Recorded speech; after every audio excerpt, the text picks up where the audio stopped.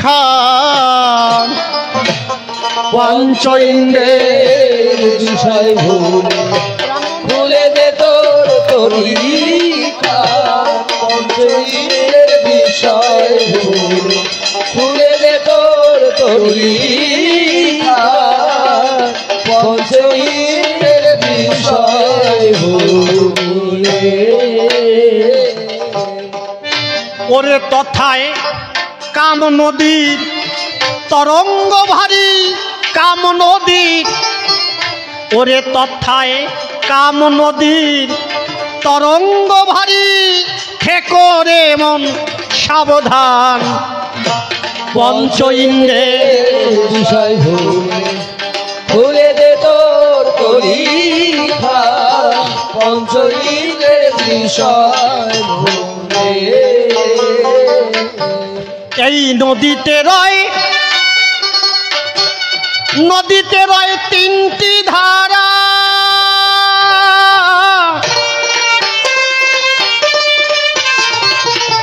আর সন্ধান জানে সাধক যারা নদীতে রয় তিনটি ধারা সন্ধান জানে সাধক যারা ওরে অমন নদীতে রয় সেই নদীতে রয় তিনটি ধারা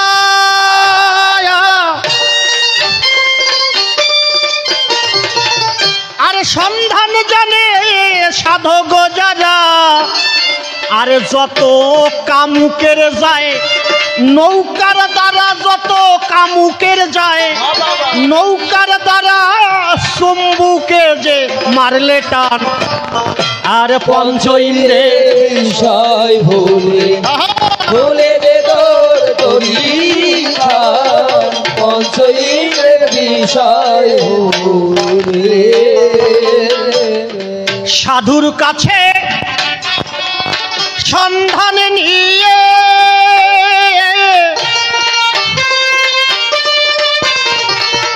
সেই ত্রিবেণীতে দৌড়ে বেয়ে সাধুর কাছে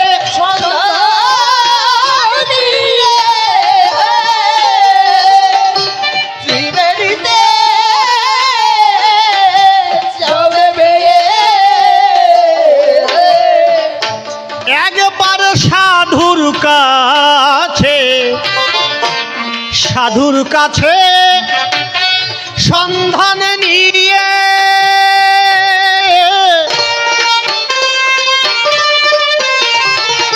সেই ত্রিবেণীতে যাও রে বেয়ে ওরে তথায় তিন পারে রয় তিনটি মেয়ে তথায় তিন পারে রয় তিনটি মেয়ে যোগী ঋষি সন্ধান যান পঞ্চ ইন্দ্রের বিষয় ভুলে খুলে দে তোর তরিখান পঞ্চ ইন্দ্রের বিষয় ভুলে।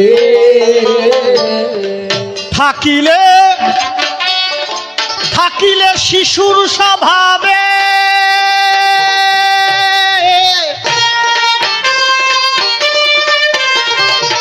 ও তুই পড়বি না কোন অভাবে থাকিলে শিশু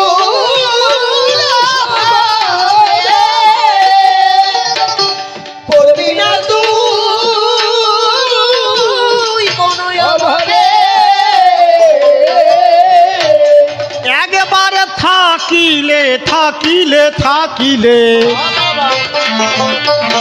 থাকিলে শিশুর স্বভাবে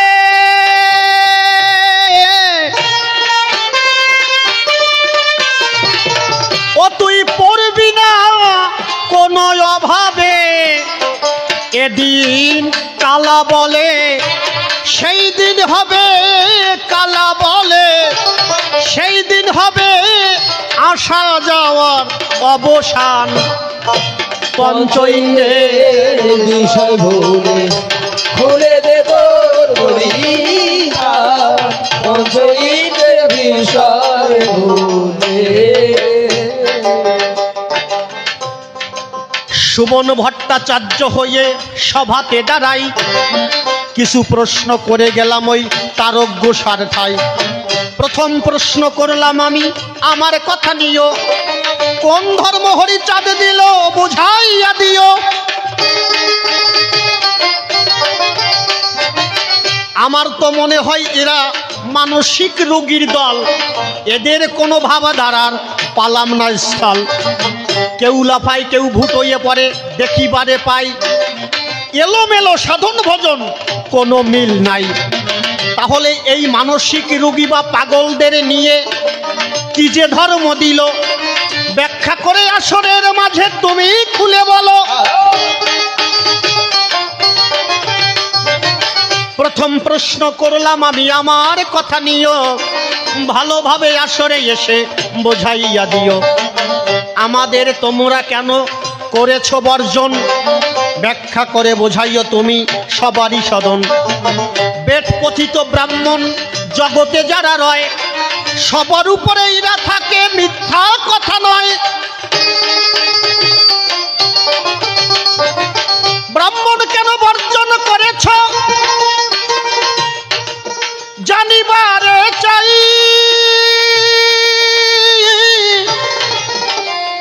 ব্যাখ্যা করে বুঝাইও তুমি ধর্ম সবার গায়ে।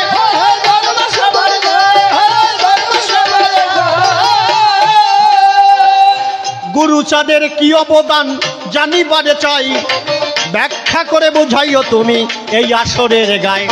এই তিনখানা প্রশ্ন করলাম আমার কথা নিও, ভালোভাবে আসরে এসে বোঝাইয়া দিও।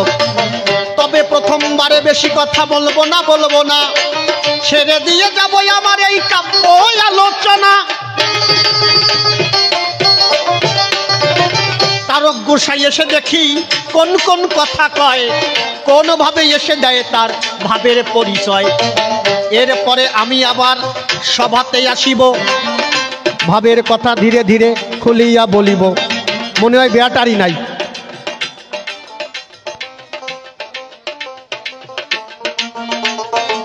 ব্যাটারি নাই। শোনো শোনো শোনো তুমি আমার কথা লবে, ভালোভাবে আসরে এসে আমাকে বুঝাবে। খালি মনিটরে পাচ্ছে কিন্তু। তবে আর বেশি কথাই আমি বলবো না, ছেড়ে দিয়ে যাবো আবার এই কাব্য আলোচনা। এরপরে তারক গোসাই সভাতে আসিবে, তাহার ভাবের কথাগুলি তুলিয়া ধরিবে। দেখি এসে কোন ভাবে সে কোন কোন কথা কয়, কোন ভাবে এসে দেয় তার ভাবের পরিচয়। ডাক তবে বেশি বলে কোনো দরকার নাই, আমার মতো ভাবি কানে শেষ করিতে চাই। এরপরে সেই জন সভাতে আসিবে, তাহার ভাবের কথা তুলিয়া ধরিবে। দেখি এসে কোন ভাবে কোন কথা কয়, কোন ভাবে এসে দেয় তার ভাবের পরিচয়। তবে আর বেশি কথা বলবো না, ছেড়ে দিয়ে যাবো আমার কাব্য আলোচনা। এদিকেতেই আছেন যারা ভক্তগণ, বন্দনা করে যাই সবার চরণ। ভুল ত্রুটিয়া আমার মার্জনা করে রেখে দেবেন আপনাদের চরণের পরে। অন্য বিঘ্ন কামনা নাই, শতজন হরি বলে আমি কাটাই। এই পর্যন্ত আমার প্রথম আসর সঙ্গ হয়ে গেল। প্রেমানন্দে ভক্ত বৃন্দে সবাই হরি হরি।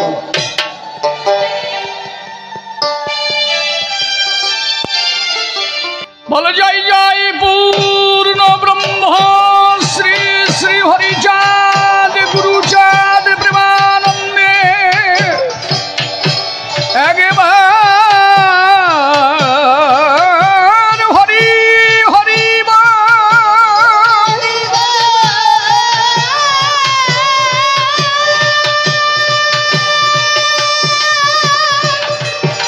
জয় জয় কারক গোলক মহানন্দ দ্বাদশ পাগল প্রেমানন্দে হরি হরি হরি।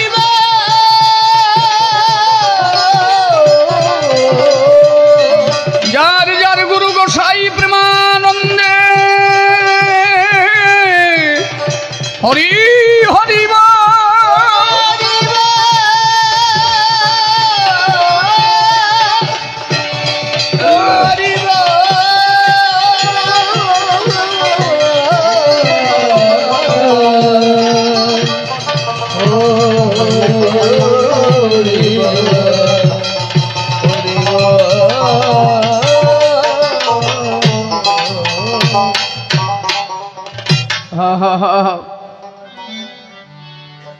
হরি বল হরি বল হরি বল।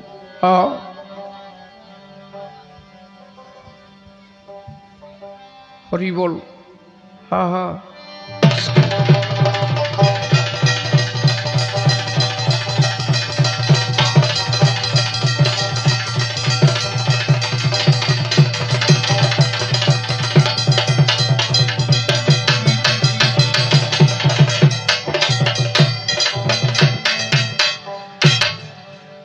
জন্মি যে জন্যে ব্রহ্ম কুলে জানো না আমি আচরিব গোপ ধর্ম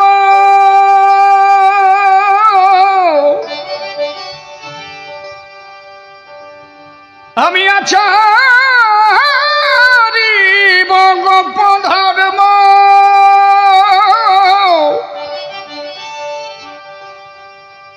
ব্রহ্মত্বপদ রাখব না জন্মি যে জন্যে ব্রহ্মকুলে জানো না। হ্যাঁ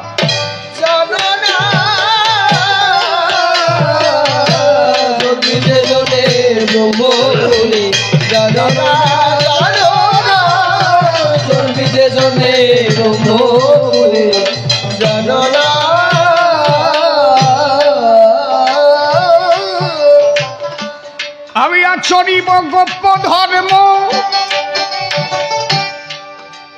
আমি আচরিব গোপ ধর্ম আচরিব গোপ ধর্ম ব্রহ্মত্ব পদ রাখব না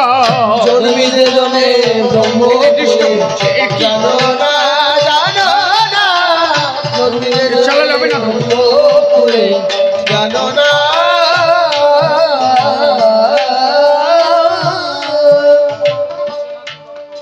বাবা এবার লাইটটা অফ করে দিই।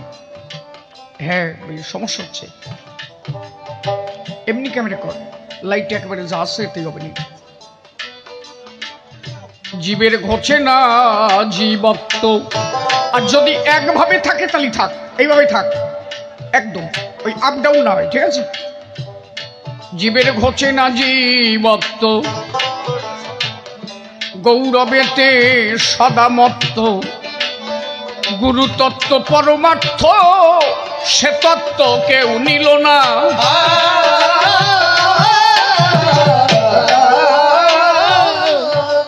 এ জীবের ঘটে না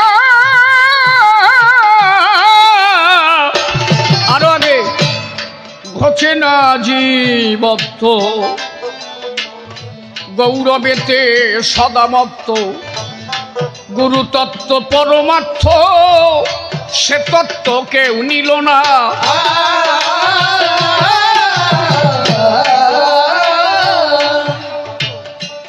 আপনি হইয়া নম্র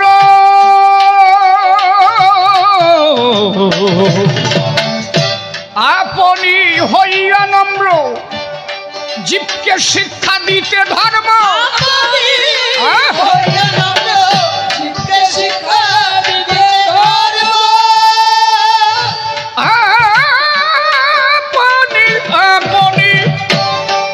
আপনি হইয়া নম্র জীবকে শিক্ষা দিতে ধর্ম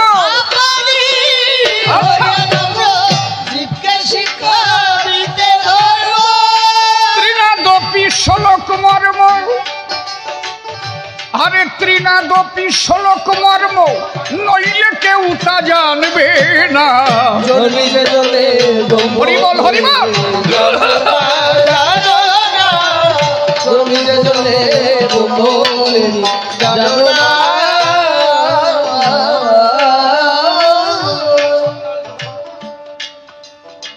ভাবুক কবি প্রেমিক কবি কবিবর শ্রীমৎ তারক গোসাই কলম দিয়েছেন জন্মি যে জন্যে ব্রহ্মকুলে জানো না আমি আচরিব গোপ ধর্ম ব্রহ্মত্ব পদ রাখব না। চক্রবর্তী মশাই, ধৈর্য ধরে তোমার কথাগুলো শ্রবণ করা চাই। কথাগুলো বলছেন কি? গান লিখেছেন তারক গোসাই, লেখা তার, কিন্তু কথাগুলো বলাচ্ছে কারে দিয়ে? কথাগুলো বলছেন মহাপ্রভু নিজে। জন্মি যে জন্যে ব্রহ্মকুলে জানো না, মানে আমি যে ব্রাহ্মণদের ঘরে এলাম কেন এ তোমরা জানো না। কি জানো না? আস্তি আমি আচরিব গোপধর্ম, ব্রহ্মত্ব পদ রাখবো না। হ্যালো হ্যালো, চেক, হ্যালো, একটু পরিষ্কার কম হচ্ছে কিন্তু। হ্যাঁ, গোপধর্ম কি? বৃন্দাবনে গোপীদের যে ধর্ম, এইটি আমি আচরিব, যেখানে কোনো উঁচু নিচু ভেদ বৈষম্য থাকবে না, সব একাকার হয়ে যাবে। যিনি একবার কৃষ্ণ, আমার কথা পড়তে গেছো বাবা, একটা বাজে ছাউন্ড হচ্ছে। যিনি একবার কৃষ্ণ প্রেমে মেতে যাবেন, কৃষ্ণতে যিনি আটটি হবেন, হাবি মুচি ডোম সন্ডাল তার কাছে আর কোনো পার্থক্য থাকবে না, সব একাকার হয়ে যাবে। মহাপ্রভু বললেন আমি সেই ধর্ম দিতে এসেছি। এই ঘরে আসলাম কেন? এদের অহংকার বেশি। এ কথা না কহিলে হবা অখুশি। এরা অহংকারের চোটে আমারে কোনোদিন মহাপ্রভু বলে ডাকে নাই। সবাই মহাপ্রভু বলতো, কিন্তু আমি যে কুলে জন্মালাম এরা আমারে নিমাই কয়। কেন নিমাই কয়? ওদের লেগেছিল আতে ঘাই, ওরা মনে মনে ভাবলো তাই। তুমি আমাদের ঘরে জন্মাইয়া আমাদেরই খাও, আমাদের ঘরে খাও, এত সাহস তুমি কোথায় পাও? তুমি ব্রাহ্মণের ঘরের সন্তান, তুমি যদি সবার সঙ্গে মিলেমিশে গাও হরি গান, তাহলে এরা আমাকে মানবে কেন? সমস্যাটা দাঁড়ালো ওই এক জায়গায়। আস্তে যার কারণে শেষ পর্যন্ত মহাপ্রভুর জীবন ইতিহাস, মহাপ্রভুর মৃত্যু রহস্য, উনি যে কিভাবে দেহত্যাগ করলেন এখনো তার কোনো সঠিক সিদ্ধান্ত আমরা পাই নাই। তাহলে ঘটনাটা হলো কি? মহাপ্রভু যখন সবকিছু বাদ দিয়ে শ্রেণীভেদ, এই যে বর্ণভেদ, মানুষের মধ্যে মানুষের যে বর্ণভেদ, এই সব ভুলে গিয়ে যখন আচণ্ডলে হরিনাম দিতে লাগলো, মহাপ্রভু ওদের শত্রু হয়ে দাঁড়ালো। মহাপ্রভু যা দিতে এসেছিল তাই যদি পূর্ণভাবে বর্তাতে পারত, তাহলে আর হরিচাঁদকে আসার দরকার ছিল না। হ্যালো,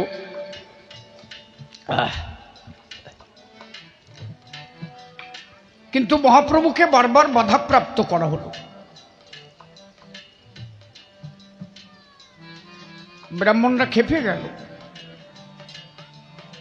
ওরা মনে মনে ভাবলো তাই এইটাকে কিভাবে দমন করা যায়।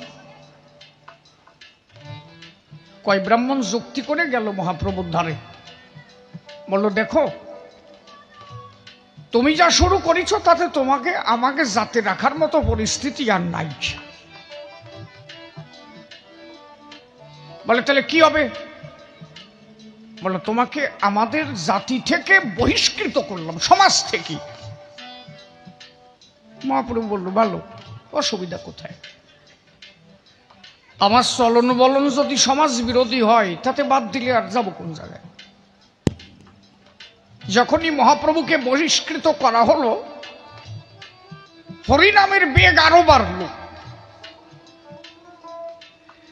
নদী একইভাবে চলতে থাকে। যদি বাঁধ দেয়,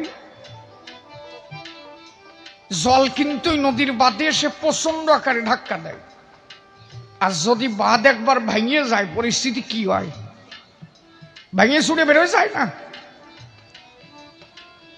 তা যখন বাঁধ দিয়েছে, মহাপ্রভুর বেগ আরো বেড়ে গেছে।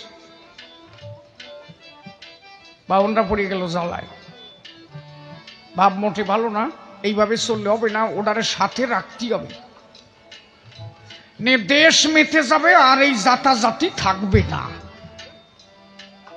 আমরা যে অগে বাড়ি যে পুজো টুজো দেব, শ্রাদ্ধ ট্রাদ্ধ ভরবো, আমরা তো জানি শ্রদ্ধা, আর ওরা কয় শ্রাদ্ধ। এই শ্রাদ্ধ ভরিয়ে যে টাকা টুকা নিয়ে খাবো, এ কাজ সারা। তাড়াতাড়ি এর বিধি ব্যবস্থা করতে হবে। কি বললো মহাপ্রভু? বলে, দেখো তোমার বাবা তো আমাকে সাথেই মেশতো, তোমার জাতির থেকে বাদ দিলে আমাদেরও তো খারাপ লাগে। এই পিন মারতেছে, তোমারে বাদ দিলে আমাদের খারাপ লাগে না, তা তোমারে বাদ দেওয়া যায় না। বলে, তাহলে কি করবেন? বলে, যে কাজ করিছো তুমি তাতে অসুবিধা হবে না, আবার তোমারে যাতে তুলে নেওয়া যাবে। বলে, তাহলে কিভাবে? খালি খালি হবে? বলে, না, খালি খালি তো হয় না, কিছু কাজ আছে। কি কাজ? আমাকে 100 জনকে খাতি দিবা, আর 100 সোনার থালা সোনার গ্লাস দিবা। এইটুকুলি যাতে উঠা যায়, তাই? বলো, হ্যাঁ হয়, ঠিক আছে, আসো। কবে আসবা? আগামী পরশু। আমরা সবাই মিলে চলে আসলো। মহাপ্রভু সোনার থালা সোনার গ্লাস রেখে দিল। ওরা এসে উকি মেরে দেখতে পেল ঘরের মধ্যে সোনার থালা সোনার গ্লাস জল জল করে। এ খোসা দেয় ওরে, সোনার থালা দেইছো জীবনে? ওই যে দেখো, এই খাওয়া যদি মিস হয়, ওই সোনার থালা থেকে যাবে। ওর কোনা ভাঙিয়ে ভাঙিয়ে 7 পুরুষ খাতি পারবে। এক কোনা ভেঙে নিয়ে স্বর্ণকারের দোকানে দিলি 1500 চলবে, তো কয় পুরুষ খাবে তার ঠিক নাই। আর মহাপ্রভু সোনার অভাব আছে নাকি? যিনি ভগবান, তিনি যদি কোনো কথা করে উচ্চারণ, তার কি অভাব থাকে কখন?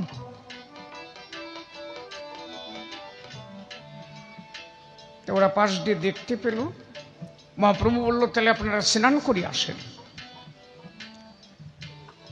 ওরা যে স্নানে যাবে, মহাপ্রভু গঙ্গাকে ডাক দিয়ে বলল, তাই এরা যে স্নানে যাচ্ছে, জল শুকায় ফেলাও, মাঝখানে অল্প একটু রাখবা, যে কয় শালা ডুব দেবে ও কটা যেন থালা গ্লাসের ধারে না আসতে পারে।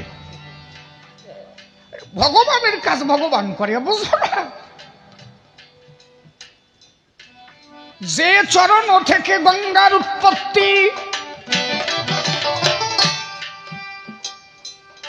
সেই গঙ্গায় যদি আশীষ করে দেন, না শুনে পারে কি ভগবান? ভগবান যদি কারো আদেশ করে, তাই না শুনে পারে যে চরণ থেকে তার উৎপত্তি স্থান। গঙ্গা জল শুকায় দিল, মাঝখানে অল্প একটু রাখলো। এরা কয়জন গিয়ে গঙ্গার পার থেকে সে দেখলো পরিস্থিতি ভালো না, গোলা পড়েছে, ওই জায়গা আসলে আর কেউ আসতে পারবো না, বললো ওখানে স্নান করা যাবে না।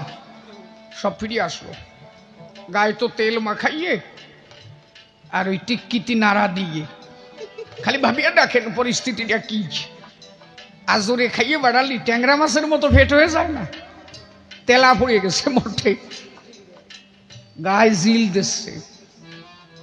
তোমরা যে খাইটিয়ে খাইটিয়ে, এই এখন তো ধান লাগানি শুরু হয়েছে, 1 বিঘে জমি ধান লাগালে 800 টাকা পাও। আস্তে কথা কও, কত পাও? 800 টাকা। মনিটরে আর একটু সাউন্ড দেওয়া যায় বাবা?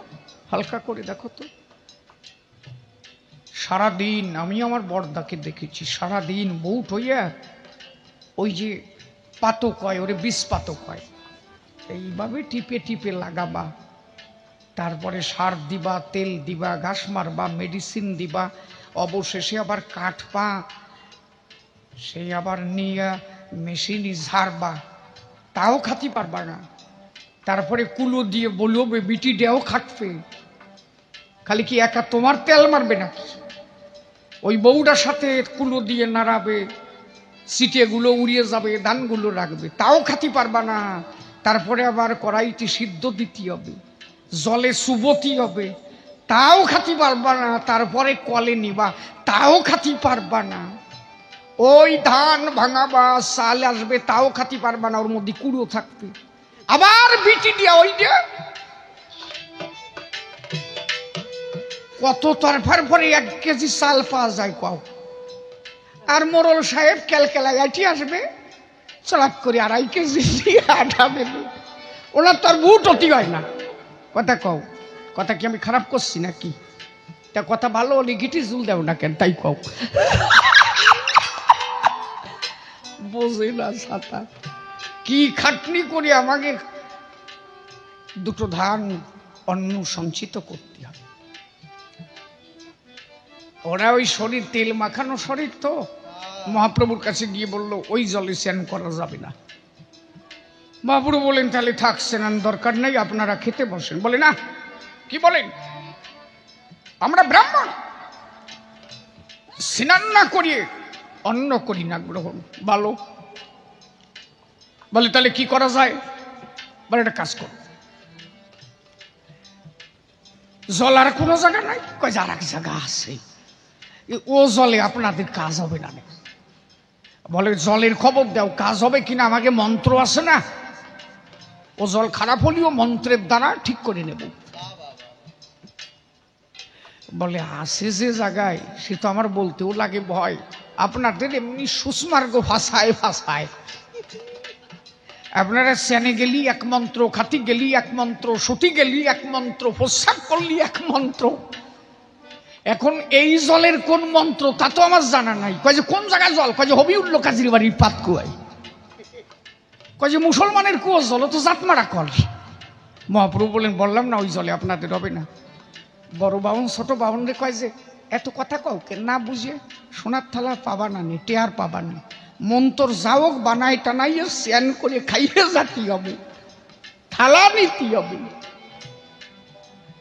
বললো ওই জলেও কাজ হয়। মহাপ্রভু বলেন মুসলমানের জলে কাজ হয়? চামড়া বিজনি জল? বলে হ্যাঁ, তাতে কি হচ্ছে, কাজ হবে না মানে? শাস্ত্রে লেখা আছে তাই। গটির গলায় দড়ি বেঁধে পাতকুয়ার মাঝখান দিয়ে যদি ডুবোই জল তোলা যায়, কোনো দোষ নাই। দোষ আছে ওই জায়গায় যদি ওই ঘটি পাতকুয়ার সারিতে একটু টাচ লাগে, তাহলে জল অপবিত্র হয়ে যাবে। মহাপ্রভু বললেন তাহলে আপনারা ঘটি দেন, মাঝখান দিয়ে ঘটি দেবেন তো পাতকুয়ার সারিতে যাতে টাচ না লাগে, তাহলে সমস্যা। ঠিক আছে দেন। মহাপ্রভু দুষ্ট পবনকে বললো পবন দেবর ভিতরে যাও, গটিতে জল ঢুকুক না ঢুকুক তোমরা কয়জন ঢুকে থাও, ওই যেই ঘটি উঠতে যাবে এমন গুতো দিভা সারি যেন ঠন ঠন করি ওঠে। পবন দেব ভিতরে গেল, এরা যেই ঘটি দিল ঘটির মধ্যে ঢুকে থাকলো, যেই টান দিল চম চম করে বাড়ি হচ্ছে। ছোট বাউন বুড়োটারে কয় যে এত এত আওয়াজ হয় খেট। বুড়োটা কয় যে কথা কই না, স্যান করি আটা ধরো, ভাব ভালো না, তলার অবস্থা ভালো না। স্নান করে গেল, গিয়ে দেখলো সব আছে, চাল আছে, জাল আছে, তরকারি আছে, আলু আছে, কলা আছে, বেগুন আছে, উস্তি আছে, সব দেশে, কিন্তু আগুন দেয় নাই। কয় যে নিমাই খাওয়ার সময় করো উপহাস, তোমার হবে সর্বনাশ, তোমার গোষ্ঠী টেকবে না। এমনি মেহাবাড়ির জল ঢালিয়ে আসছি, এসে আমি তো হয় না, তাও জোর করে করেছি, এরপরে আগুন দেও নাই। মহাপ্রভু বললেন ব্রহ্ম জানাতেই সব ব্রাহ্মণ, যারা ব্রহ্মকে জেনেছে তারাই তো ব্রাহ্মণ। আপনার তো ব্রহ্ম জানি এক একজন, আপনারা মহান, তাহলে আপনাদের মুখে আগুন জ্বলে, আপনাদের কাছে আগুন দিলে আপনাদের হয় অপমান। এক বাহন কয় যে পিন মারতেছে, ও কয় যে শোনো ও আগুন আগে জ্বলতো আজকে জ্বলে না, মহাপ্রভু বলেন এখনো জলে, খালি পইতে নিলেই জলে তা না। গুণ হচ্ছে দুই প্রকার, গৈরস্য নয় গদির গুণ। এক গুণ মানে চরিত্রের গুণ, এক গুণ মানে সুতোর গুণ। দেখবেন ওই কাঁথা সেলাই করতে করতে করতে যদি সুতো কম পড়ে, ও বড় দি এক গুণ সুতো দে দিস, করে না? এই সুতোর গুণ। আর এক গুণ গদার সলটা যে কি গুণী সল রে, ওরে এবার যা মাধ্যমিকই, কয় না? এই গুণ মানে হচ্ছে চরিত্রের গুণ। নবগুণে নয়খানা চরিত্রের গুণের অধিকারী হলে তারে ব্রাহ্মণ কয়। খালি পইতে নিলেই ব্রাহ্মণ হলে তা তো তারকনগরেতে আমিও হরি আসতে পারতাম। স্টেশনে এসে আমি নয়খান গুণ নিয়ে এসে বলতাম যে আমি তো I am Shishir Chakraborty, complete. জামা খুলে দেখো মাল আছে, তাকে ব্রাহ্মণ হয় কথা। ও তো ছাগলের গলায় দিলি ওটাও হয় না, এত দূর না কয় ভালো, ফাটার গলায় দিলি হয় নাকি? গুণগত মান দরকার, গুণগত মান দরকার, জাতিগত নয়। কে বলেছে বিশুদ্ধ ব্রাহ্মণ নাই? আছে, এখনো আছে, তবে তারা এত প্রকাশ করে বেড়ায় না। কত ভালো মানুষ আছে না? তাহলে পৃথিবী চলে নাকি ভালো মানুষ না থাকলে?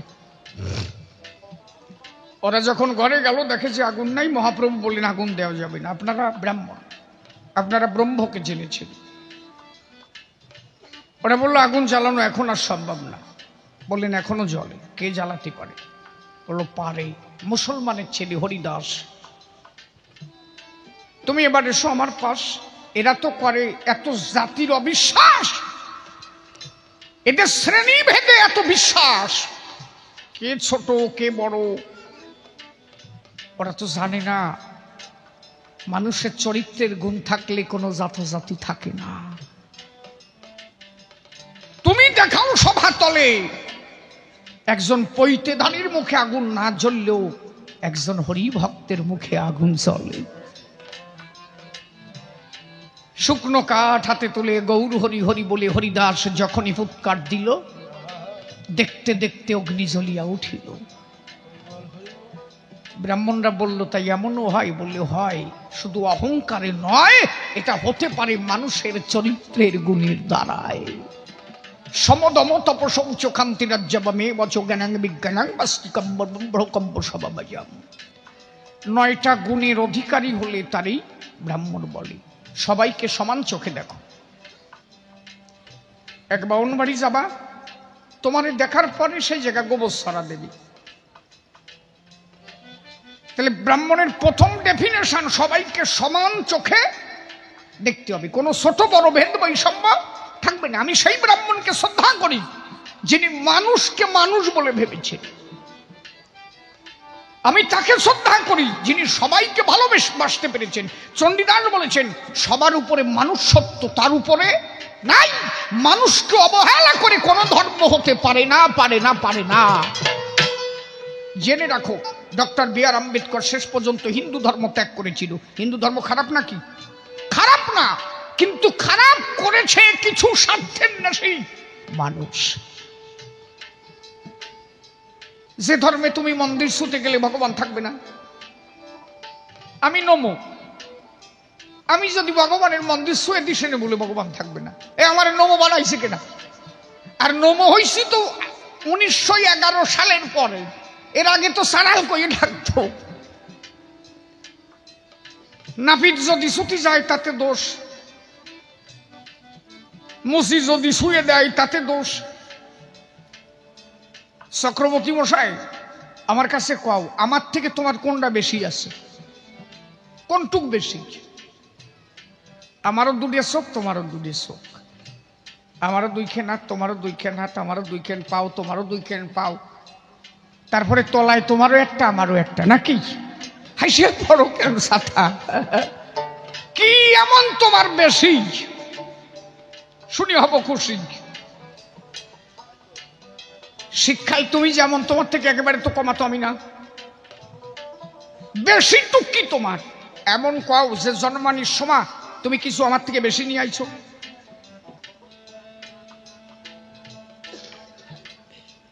একটা ব্রাহ্মণের স্ত্রী ডেলিভারি হলেও যা হবে, একটা নমশূদ্রের স্ত্রী ডেলিভারি হল সেই একই ব্যাপার, একটা মুসলমানের স্ত্রী ডেলিভারি হলেও একই ব্যাপার।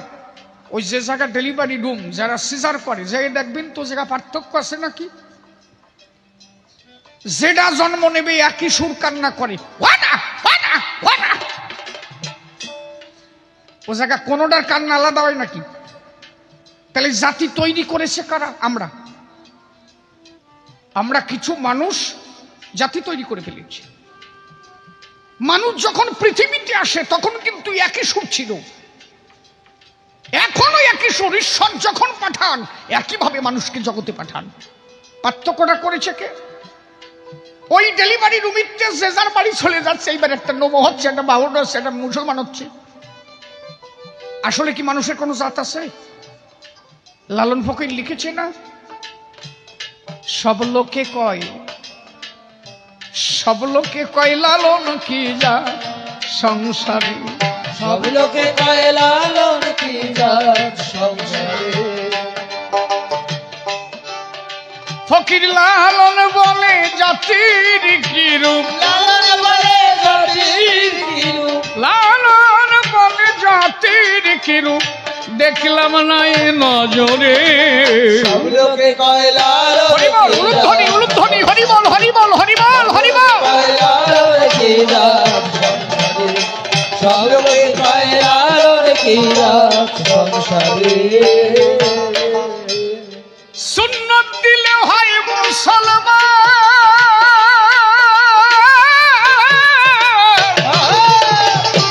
নারীর তবে কি হয় বিধান।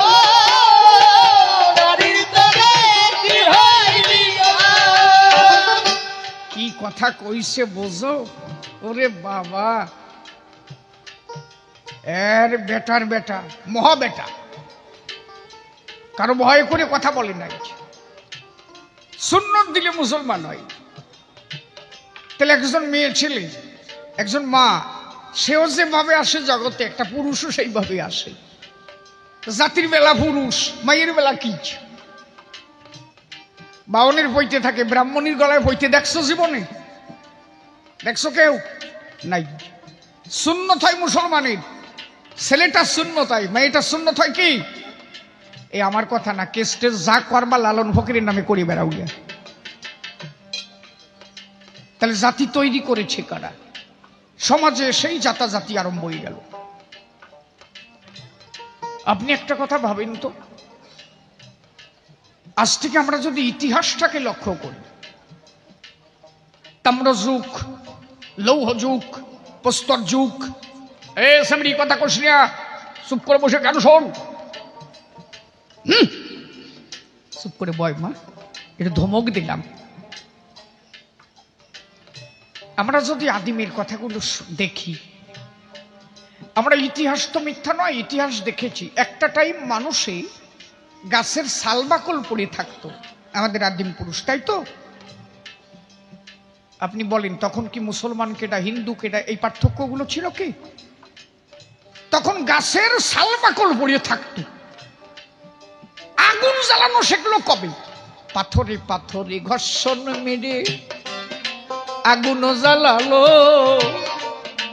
আগুন জ্বালাইয়ে তখন মাংস পোড়ায় খেলো। গরু মহিষ ছাগল ভেড়া জীবজন্তু শিকার করে ওই পাথরে পাথরে আগুন জ্বালাইয়ে পোড়াইয়ে আহার করে। জামা প্যান্ট কয়দিন হইছে আইছে, তাই কয়দিন, ঠিক তো নাকি? আচ্ছা, তাহলে যখন বনে জঙ্গলে মানুষ এই অবস্থায় ছিল, গাছের ছাল বাকল পড়ি, কেডা কারে সুন্নত দেশে, কেডা কারে পইতে দেশে, সুতো পাইছে কনে হাইসে তো বড় বোঝো তো। তা আবার ওই বাউনটা সব মানতে যাও কেন? সেটা তোমার কাজ, তুমি করতে পারো না, বুঝে না কিছু না নাকি? বুঝে না, খালি মানুষের কোনো জাত হয় না ধর্মে। আরে ধর্ম আলোচনা কারে কয়? যেখানে কোনো জাতাজাতি থাকবে না, সব একাকার হয়ে যাবে। এই যে কিছু কিছু মুসলিম ভাইদের মধ্যে দেখি তারা ওই যে আলোচনা টোনা করে, এগুলো কি? এগুলো ধর্মকথা হয় নাকি? যাতে মানুষে মানুষের শত্রুতা বাড়ে তার ধর্মকথা কয় নাকি? ধর্মকথা হবে তাই যাতে জীবের কল্যাণ হয়, মানুষে মানুষে যাতে একাত্মায় মিশে যায়, সেটাই হচ্ছে ধর্মকথা। তারক গোসাই তাই লিখল যে কেন মহাপ্রভু এসেছিল, মূল সত্য মূল ধর্মটাকে জানাতে, যে মানুষে মানুষে কোনো পার্থক্য রাখব না। পারলেন না, কিছু কুচক্রী ব্রাহ্মণের জ্বালায় মহাপ্রভুকে অল্পকালে চলে যেতে হলো, যার কারণে পরবর্তীতে হরিচাঁদকে আসতে হয়েছিল। আমার কথা বোঝা যাচ্ছে তো? এই জন্য তারক কলম দিলেন। আমি কলদিয়া চন্ডাল জবনে হরি বলাই বন্ধু জনে, আরে গোপ হতে কত গুণে নত হলাম দেখো না।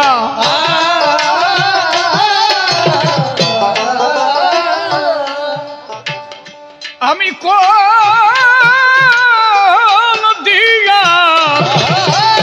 কলদিয়া চন্ডাল জবনে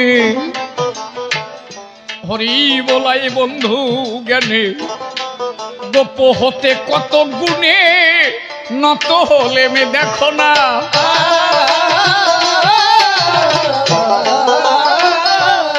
তোরা দিবি ফল উচ্ছিষ্ট,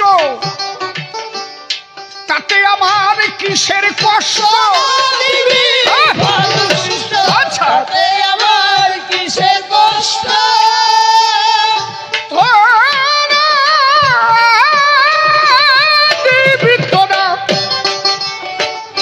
তোরা দিবি ফল উচ্ছিষ্ট, তাতে আমার কিসের কষ্ট? তাতে আমার কিসের কষ্ট? হরে ঝুরু ভুই মালির উচ্ছিষ্ট, ঝুরু ভুই মালির উচ্ছিষ্ট মিষ্ট আমার জানো না। জন্মিতে জনে বঙ্গপুরে জানো না, জন্মিতে জনে বঙ্গপুরে জানো না।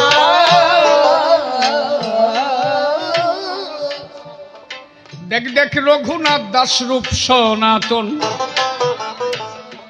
তারাই রাই রসের মহাজন। কিসের শূদ্র কিসের ব্রাহ্মণ করলে কৃষ্ণের সাধনা।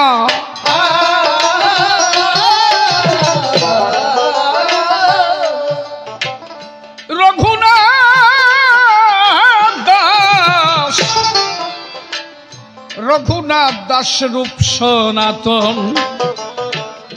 এরাই রাই রসের মহাজন। কিসের শূদ্র কিসের ব্রাহ্মণ করলে কৃষ্ণের সাধনা।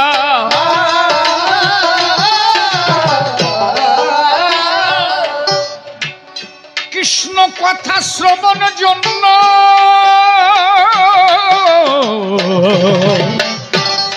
কৃষ্ণ কথা শ্রবণ জন্য রামানন্দের কাছে দৈন।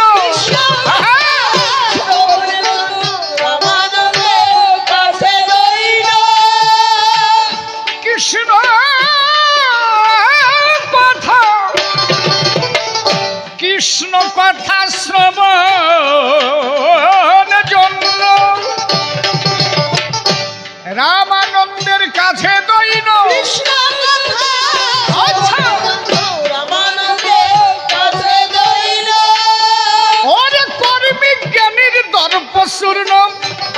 কর্মিক জ্ঞানীর দর্প চূর্ণ, তা না হলে হবে না। আচ্ছা,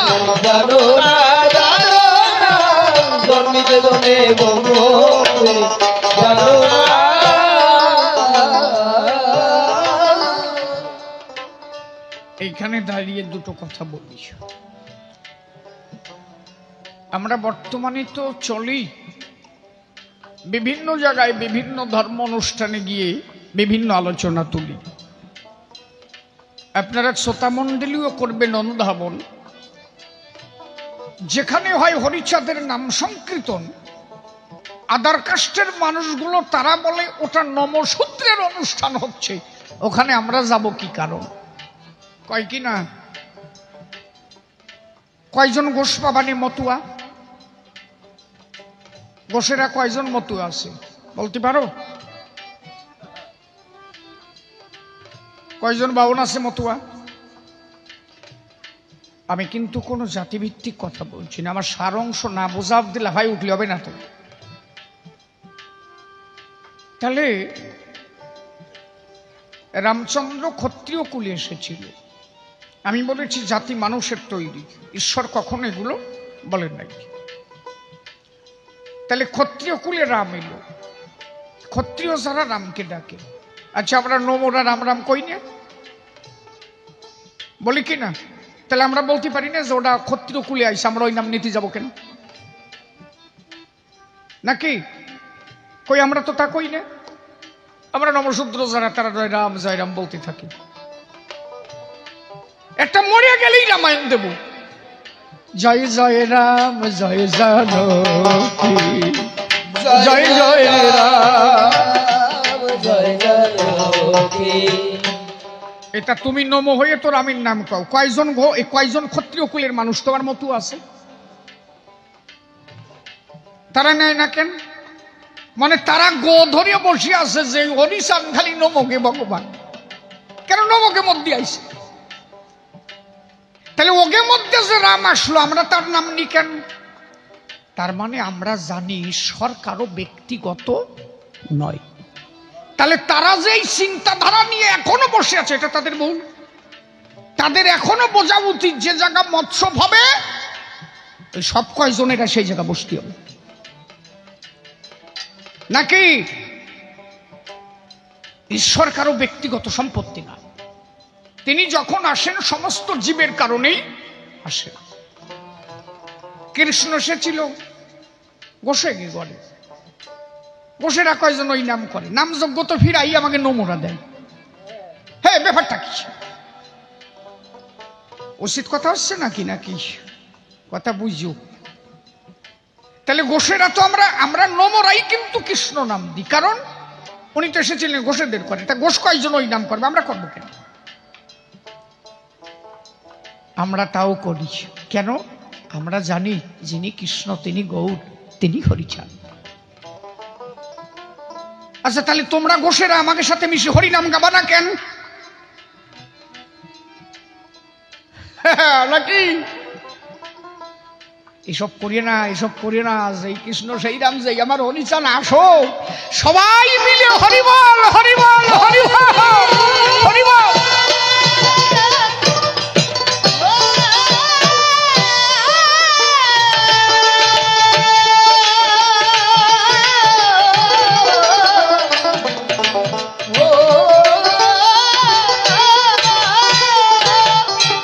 তোমরা যতই নিজের নিজের ভাবিয়ে ডাকো যে আমরা ওগুলোর মধ্যে যাব না, আমরা ও ভাবনা আনবো না। কি মহাপ্রভু এসেছিলেন ব্রাহ্মণদের ঘরে। কয়জন ব্রাহ্মণ মহাপ্রভুরে ভালোবাসে আর ভক্তি করে না? করে না তা কব না, তেমনটা কয়জনই করুক, আমরা করবো না। তারও গোসার মহাসঙ্গীত গান পড়ে দেখেন তো, মহাপ্রভুর কথা ছাড়া একটা গান আছে নাকি? কথা ভুল বলছি আমি? তারও গোসাই যে শ্রী শ্রী মহাসংকীর্তন গান লিখলেন, তার মধ্যে প্রায় গানই মহাপ্রভুকে নিয়ে। কই আমরা তো আলাদা চোখে দেখি না, কারণ এরা জানতো মানুষের কোনো জাত হয় না। যে যখন বিপদে পড়েছে সেই বিপদ উদ্ধার করিতে ভগবানকে আবির্ভূত হতে হয়েছে। এটা মহাপ্রভু নিজে দেখালেন। কি দেখালেন? আমি কিন্তু বাজে কথা বেশি বলবো না বাবা। মহাপ্রভু রামানন্দের কাছে গেল, রঘুনাথ দাস, রূপ সনাতন, এরা শূদ্র কুল জাত এক একজন। আমি প্রথমেই বলেছি মানুষের জাত নাই, কিন্তু এদের জাতে ভিত্তিক করে ফেলে দেওয়া হয়েছে। আস্তে মহাপ্রভু দেখালেন, রামানন্দের কাছে গেলেন, রামানন্দ কহতো কোন পথে গেলে কৃষ্ণ পাওয়া যায়? রামানন্দ কহিলেন, প্রভু আপনি আমার কাছে এলেন কেন? আপনি ব্রাহ্মণ কুলজাত, আর আমি শূদ্র কুলে। আপনি আমার কাছে এলে ব্যথা লাগে দিলে, আর কোন পথে গেলে মেলে নন্দ লালে, এটা আমি কি বলতে পারি আপনার স্থলে? মহাপ্রভু বললেন, আমার কাছে কোনো জাতি নেই, আমি জানি তুমি একজন কৃষ্ণ ভক্ত, তুমি কহো কোন পথে গেলে কৃষ্ণ পাওয়া যায়। কি দেখালেন মহাপ্রভু? ব্রাহ্মণ হয়ে শূদ্রজাত কোন সন্তানের কাছে গিয়ে হরি কথা শ্রবণ করলেন। এর মানে মানুষকে বোঝালেন, দেখ মানুষের মধ্যে কোনো ছোট বড় ভেদ বৈষম্য থাকবে না। মহাপ্রভু যে ভাবটা দিয়েছিলেন তার পূর্ণ প্রকাশ মতুয়াদের ভিতরে। মহাপ্রভু বলেছিলেন, জ্ঞান শূন্য ভক্তি সাধ্যসার। প্রভু বললেন, পরশলোক সাধ্যের নির্ণয় রায় কহে, স্বধর্ম আচরণে বিষ্ণু ভক্তি হয়। প্রভু বললেন, এহ বাহ্য আগে কহ আর। রায় বললেন, স্বধর্ম ত্যাগ সর্বসাধ্যসার। প্রভু বললেন, এ বাহ্য আগে কহ আর। রায় বললেন, কৃষ্ণে কর্মার্পণ এই সাধ্যসার। প্রভু বললেন, এহ বাহ্য আগে কহ আর। রায় বললেন, জ্ঞান মিশ্রা ভক্তি সাধ্যসার। জ্ঞান মিশ্রা মানে জ্ঞানও থাকবে ভক্তিও থাকবে। প্রভু বললেন, এ বাহ্য আগে কহ আর। রায় বললেন, জ্ঞান শূন্য ভক্তি সাধ্যসার। প্রভু বললেন, এইবার হয়। তাহলে কোথায় গেলে হয়? যেখানে জ্ঞান শূন্য আর কিছু নাই। জ্ঞান শূন্য মানে অজ্ঞানী নয়, যেখানে গেলে জ্ঞানের কোনো অহংকার থাকবে না। জ্ঞান শূন্য হয়ে মানুষ যায়, নাম করতে করতে করতে করতে তখন তার আর জাগতিক কোনো জ্ঞান থাকে না।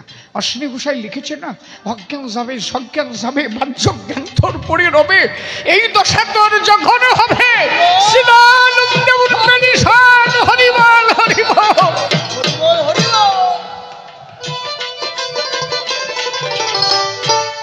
তখনই মিলিবে হরি প্রেমের বাম।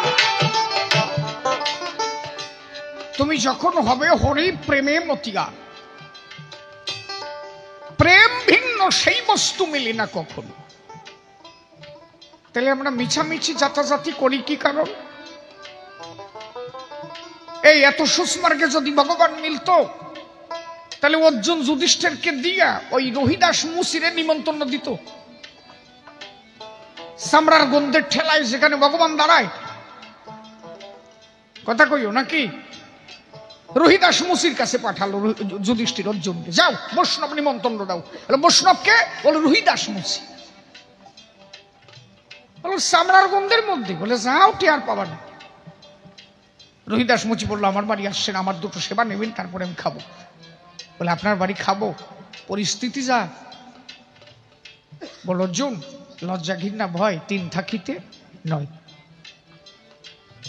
এরপরেও দেখি বৈরাগীরা সুস করে করে মরে গেল। হাঁকতে গেলি চ্যান করবে, মুক্তি গেলি চ্যান করবে। কি রে ভাই, হ্যাঁ যার ভিতর বিশুদ্ধ হয় নাই তার সাধু কোথায়? বহিরঙ্গের পায়খানা প্রস্রাবে কি আসে যায়, যার অন্তরঙ্গ পরিশুদ্ধ হয় নাই। বহিরঙ্গ পায়খানা মাখানো থাকলেও ঈশ্বরে সে করলে নেয়। আপনি দেখান তো, ঠাকুর বাবা পাগলা, ঠাকুর বামা খেপা, এরা সব শ্মশানে থাকতো। শ্মশান থেকে আমরা এসে কয়বার করে স্নান করেছি, আর এরা শ্মশানে বসে ভগবান প্রাপ্তি হয়েছে। আমরা গঙ্গা জল ছিটই, শ্মশানে আসি, ওর মতো অপবিত্র নয়। আরে ওর থেকে পবিত্র জায়গার কোথায় আছে? সোনার কাশি ত্যাগ করে ভোলানাথ শ্মশানে পড়ে আছে। বিচরণ পাগল পায়খানা মাথায় নিয়ে ঘুরে বেড়াইছে না, গুরুস্থান ঠাকুর পাশ দিয়ে খালি ঘুরে বেড়াইছে। বিচরণ জেনে যায়, গুরুস্থান ঠাকুর পাশে তাই। বাবা তুমি আমার কাছে আসো কেন? আমি এই যে গু পরিষ্কার করি, গুর গন্ধ। ওমা তুই ওই জায়গা। কালী বলে, আর কি করব তোরে, বৈষ্ণবের চরণ ধুলি পাইতে দুজন থাকি জলের ভিতরে। বলে আবার টেনে দেখ রে সামরা, কারে দেখা যায়। পুনরায় সামরা ধরে টান দিল, মিথ্যা বলি নাই। যেই চামড়া ধরে দিয়েছে টান, দেখে যে মকর বাহিনী গঙ্গায় আসে, একবারে প্রেমানন্দে হরি হরি বলো ভক্তবৃন্দ পাশে। কি আনন্দের বিষয় দেখো, বলি সবার ঠাই। তাহলে বলো দেখি এই সুষমার গেয়া কি বাই আসে যায়? একদম বিশুদ্ধ ভাব হরিচাঁদ ঠাকুর দিয়েছিলেন। মূল মূল সার তুলে তুলে হরিচাঁদ ঠাকুর বলেছিলেন কি হলে ঈশ্বর প্রাপ্তি হয়। এইবার সেই কথা শোনাবো, এক গানটা শেষ করি। দেখ দেখ, ব্রহ্মা ছিলেন ব্রহ্মপুরে,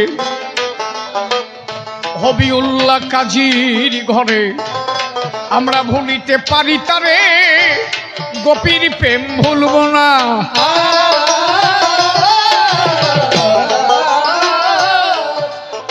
ওরে ব্রহ্মা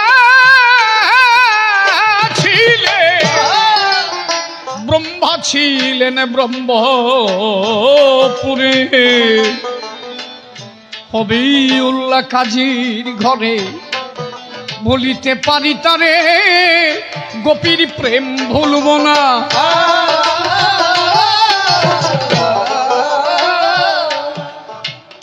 ব্রাহ্মণের মান্য যদ্যপি, তবু বলি গোপী গোপী। বাবা এবার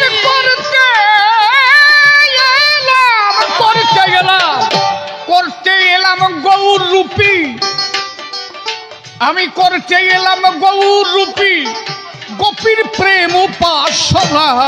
জন্মিতে জলে ব্রহ্মপুরে, জানো না জানো না, জন্মিতে জলে ব্রহ্মপুরে, জানো না। আমার গোসাই হরিচাঁদে বলে, সেই গোকুলের কুল পাই যে কুলে, আমি প্রেম দিব তা হৃদয় তুলে, যাবে মনের বেদনা।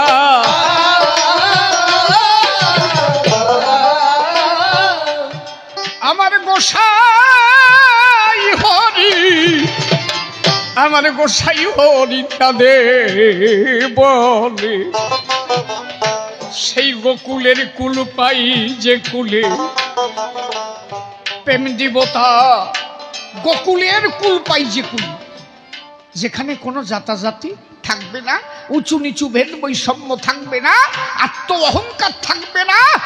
গোসাই হরিচাঁদে বলে, সেই গোকুলের কুল পাই যে কুলে, প্রেম দিব তার হৃদয় তুলে, যাবে মনে বেদনা। আমার মৃত্যুঞ্জয় হীরামন গোলক চাঁদ বদ,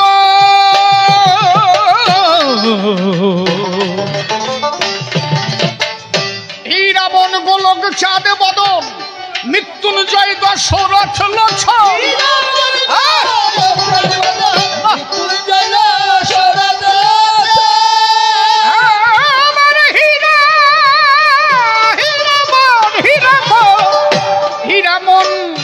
হীরামন গোলক চাঁদ বদন, মৃত্যুঞ্জয় দশরথ লক্ষ্মণ। উলুধ্বনি উলুধ্বনি হরিগুরু ছাদ প্রেমানন্দ হরিবা।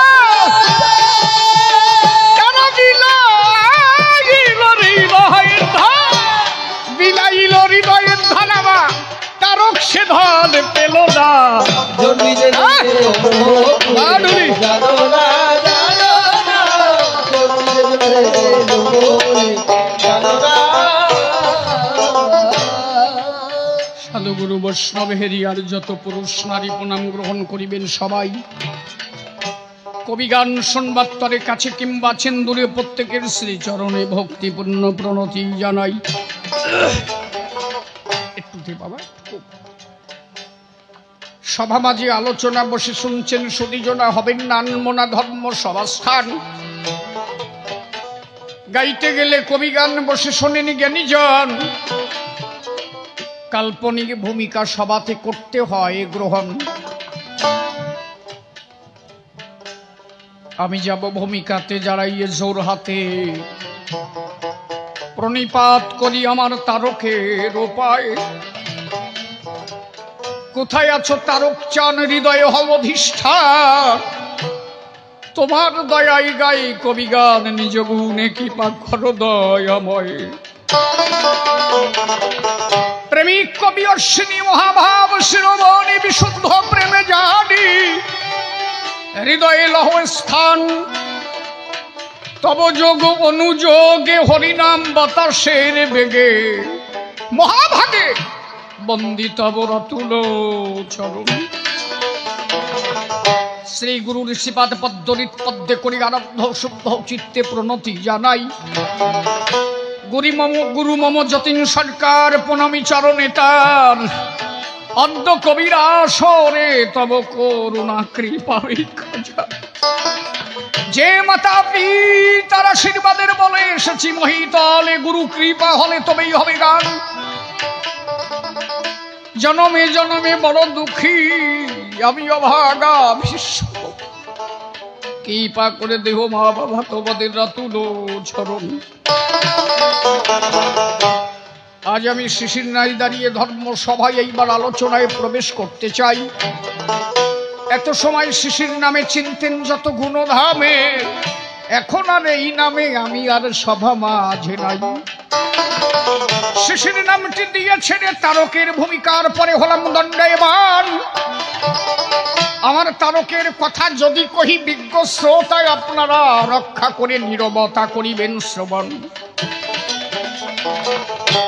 যে বাবাজি দিয়েছে গান আমারে বলেছে সভ্য সভাস্থান, একটু ভক্ত উপখ্যান কহিবেন সবাই। তারক গোলক মহানন্দ আবার অশ্বিনী সেই প্রেম সম্বন্ধ, তাদের সম্বন্ধ নিয়ে কিছু কথা যেন সভা মাঝে হয়। বলেছে দ্বাদশ পাগলের কথা কহিবে একটু শুনবে বিজ্ঞ শ্রোতা। ওনার মনের ব্যথা তাই করিল প্রকাশ, বলল ওই প্রশ্নপত্রের ভিতর দিয়া আপনি পাগলদের কথা একটু যাবেন শোনাইয়া। ভক্তগণে তাহা শুনিয়া আনন্দ প্রকাশ। এখন একাশোর কবি গানে কয়জনের কথা টানে? এই যে যত সময় দাঁড়াইয়াছি তাতে ঘন্টা হয়ে যায়। 1 ঘন্টা হয়ে গেছে। ওই সামান্য কথার জবাব দিছি, বললাম ওর কাছাকাছি। কয় যে আমাকে ত্যাগ করলে কেন তার জবাব হয়ে যায়। কইছে না আমাকে বাউন্ডে ত্যাগ করলে কেন তোমরা ত্যাগ করো কেন? তা তোমাকে যে ত্যাগ করলাম কেন তা তো কলাম নাকি? তোমাকে ভাব বরাদ্দ কত দূর ভালো। প্রকৃত ব্রাহ্মণকে আমরা ত্যাগ করি নাই, কথাটা মাথায় রাখো। আমরা ব্রাহ্মণ ত্যাগ করি নাই, বাউন ত্যাগ করেছি। আজকে একটা প্রশ্নের জবাব দিই তারপরে বলবেন। আমরা বাউন ত্যাগ করি নাই, এই ব্রাহ্মণ ত্যাগ করিনি, বাউন ত্যাগ করেছি। ব্রাহ্মণ আলাদা, দেব দ্বিজ রাজা বৈশ্য শূদ্র নিষাদক পশু নেল সপি চণ্ডাল বিপ্র দশা বিধাশ্রিতা। আর বাউন কারে কয়? যার মধ্যে কোনো গুণ নাই। চৈতন্য ভাগবতে পরিষ্কার মহাপ্রভু বলেন কলিতে বাউনের কোন গুণ ক্ষমতা থাকবে না। আচ্ছা, যে সাঁতার গুণ ক্ষমতা থাকবে না তা মানিয়ে করবো কি? তাই কাউকে নাকি মহাপ্রভু নিজের মুখের কথা? আজকে তবে আমরা মানি, কারে মানি? যিনি প্রকৃত গুণী, যিনি প্রকৃত ব্রাহ্মণ, তারে আমরা মান্যতা দিচ্ছি। তিনি কোন সুতোর গুণ হবে না, তিনি সুতোর গুণে ব্রাহ্মণ হবে না। ব্রাহ্মণ কারে কয় শুনবা? বিশ্বামিত্র মুনি আর বশিষ্ঠ মুনি। আমি ছোট্ট একটা ঘটনাটা নিই, তাহলে বুঝতে পারবেন যে ব্রাহ্মণ কি জিনিস। বশিষ্ঠ মুনি তখনকার সময়, তখনকার পেরোডে বশিষ্ঠ মুনি যদি অ্যাটেস্টেড করে দেয় সেইটি ব্রাহ্মণ। মানে তখন ব্রাহ্মণদের মধ্যে প্রিন্সিপাল উনি মনে করেন। তা বিশ্বামিত্র এত খেপা, ও কোন রকম বশিষ্ঠ মানবে না যে ওই যে ব্রাহ্মণ, ওরে অ্যাটেস্টেড করবো না, ওর ভাব ভালো না। ও যারে তারে যে কোনো সময় ক্ষয় দিয়ে দেয়। ব্রাহ্মণ হলে তার ধৈর্য ক্ষমতা থাকবে না কেন? ব্রাহ্মণ হলে সবাইকে সমান ভাবতে হবে, রিপুগুলোকে দমন করতে হবে। যার রিপু দমন হয়েছে তার কাম ক্রোধ থাকবে কেন? কোনোভাবে বিশ্বামিত্রকে মানবে না। তোমারে মানি না তা না, সুমন বাবু শোনো, সেইরকম মানুষ পালি আমরা মানি। সেটা একজন মতুয়া হতে পারে, একজন বৈষ্ণব হতে পারে, একজন কালী ভক্ত হতে পারে, একজন দুর্গা ভক্ত হতে পারে, একজন অনুকূল ভক্ত হতে পারে। ব্যক্তি তেমন হওয়া চাই। কে বলেছে আমরা মানি না? হরিচাঁদ ঠাকুর বলেছে না তার দ্বাদশ আজ্ঞায়, পবিত্র চরিত্র ব্যক্তির প্রতি জাতিভেদ করিও না। কে বলেছে আমরা মানি না? আমরা মানি, তবে ব্যক্তি তেমন হওয়া চাই। ওই সুতোর গুণে মানবো মানি। আরে সুতো করি আসবার কবা ফাঁস কাটা জমি দাও, ও আমরা মানি সব বাদ দাও। বশিষ্ঠ মুনি বললেন যে না, ওকে ব্রাহ্মণ স্বীকার করা যাবে না। বিশ্বামিত্র বশিষ্ঠ মুনিকে যে বললেন আমি একটা যজ্ঞ করব। এবার বিশ্বামিত্র পরীক্ষা নিচ্ছে, বশিষ্ঠ যে আমারে মানে না, উনি কত দূর ব্রাহ্মণ একটু দেখি। বলে আমি একটা যজ্ঞ করব। কি যজ্ঞ? বলছে বশিষ্ঠ নিধন যজ্ঞ করব। আমার এই অ্যাটেস্টেড করিয়ে দিলা না যে আমি ব্রাহ্মণ, আমি আবার বশিষ্ঠ নিধন যজ্ঞ করব। বশিষ্ঠ বললেন ভালো কথা, সুন্দর প্রস্তাব। কাজে আপনি বুঝেছেন তো কোন যজ্ঞ? বলে হ্যাঁ বুঝেছি, আমারে মারা যজ্ঞ তো করিয়ে নি। তা কি করতে হবে আমার? বললো ওই যজ্ঞের পৌরোহিত্য আপনারই করতে হবে। মানে আমারে মারার যজ্ঞ করবে, সেই পৌরোহিত্য আমারই করতে হবে। বিশ্বামিত্র বশিষ্ঠ মুনিকে বলে, বশিষ্ঠ মুনি বলেন তাই হবে। যজ্ঞ কবে শুরু হবে? আগামী পরশু।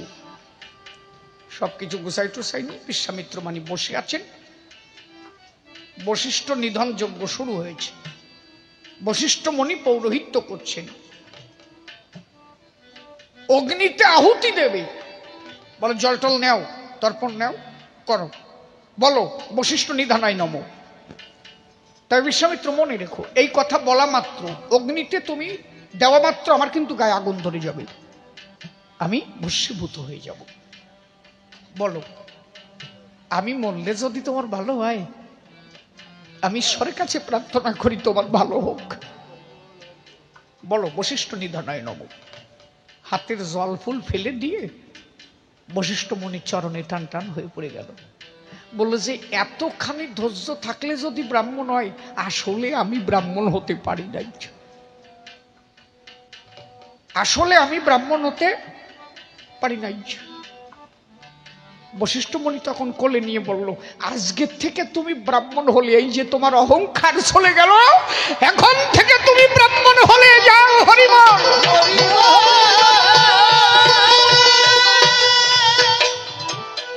তাহলে এতখানি ধৈর্য থাকলে তিনি ব্রাহ্মণ হতে পারে। তিনি কোনো জাতিভিত্তিক না, কিন্তু তিনি মুসলমানের ঘরের ছেলে হতে পারে, তিনি নমশূদ্রের ঘরে হতে পারে, তিনি মুসির ছেলে হতে পারে, কোন জাতিভিত্তিক নয়। বশিষ্ঠ মুনি ছিল বেশ্যার পুত্র বশিষ্ঠ। জানো মান্ডব্য মুনি বেঙ্গির পেটে জন্ম, তারে ব্রাহ্মণ কয়। বেদব্যাসের জন্ম জানো? আরে কি কম, মৎস্যগন্ধা, মাছের গন্ধ ছিল গায়ে। পরশার মুনি কুয়াশা তৈরি করে, যে কুয়াশাটা তৈরি করলো কেটা? পরশার মুনি মিলন দেবে বলি লজ্জার ঠেলায় কুয়াশা তৈরি করলো। পরশর মুনি মৎস্যগন্ধারে মিলন দিল, তারপরে যে সাল আলো সেইটার নাম কৃষ্ণ দ্বৈপায়ন বেদব্যাস। কৃষ্ণ বর্ণাকৃতি, তাই নাম হলো কৃষ্ণ। কি বলেছি? কৃষ্ণ দ্বৈপায়ন দ্বীপে জন্ম হয়েছিল। ওই যে নদীর ভিতরে দ্বীপ সৃষ্টি করিয়ে কুয়াশা তৈরি করে দ্বীপে জন্ম হয়েছিল, তাই বলে দ্বৈপায়ন। বেদকে 4 ভাগে বিভক্ত করেছিল, তাই বেদব্যাস। এই দাও, আমার আবার এই বেজাল আছে, মানে মাঝে মাঝে সে না সে যায় তো।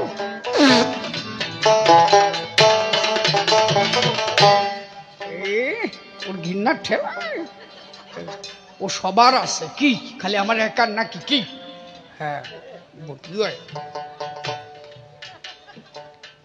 গদার বাবা সদার বাবারে কষ্ট যে শুনিস কালকে তোমার সলটা কি কইছে? গদার বাবা কয় যে কি কইছে? কয় যে আমার সলটা কইছে বাবা আমিও দুধ খাই তুমিও খাও। সদার বাবা কয় যে সি সি সি কত বড় বাজে কথা। গদাই কয় যে লিক্সার মানি না, তুমিও রাত্রি খাও, তোমার সলবারে কইছে। সদার বাবা গদার বাবা দুইজন মিলে কয় যে সবাই খাইছে, কেউ কেউ খায় না। খায় নাই কিনা তাই কম দিছাতা কি কদি বুড়ো মা খাইছে না? বুড়িও কয় খাইছে না। হরি বল হরি বল।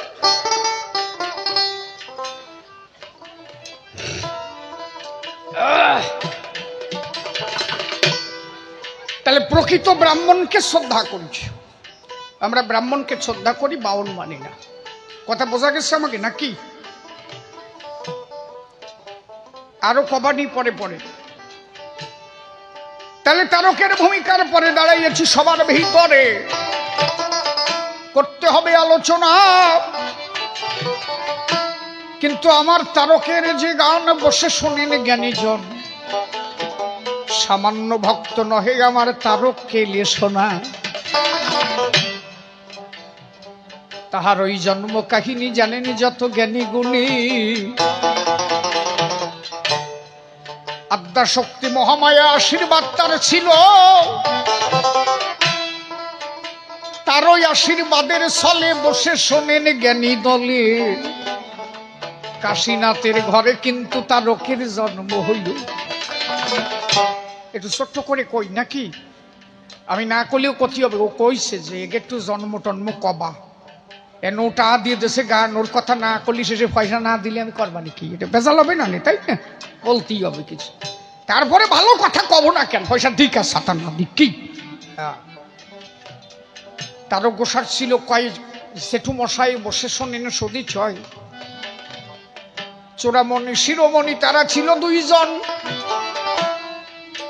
চূড়ামণি কালী পূজা করে বসে শোনেন নারী নরে।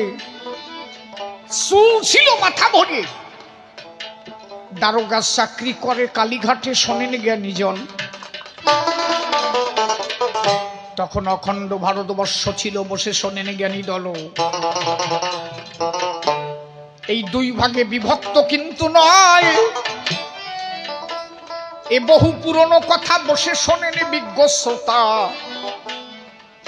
কালীঘাটে চূড়ামণি পুজো দিতে যায়,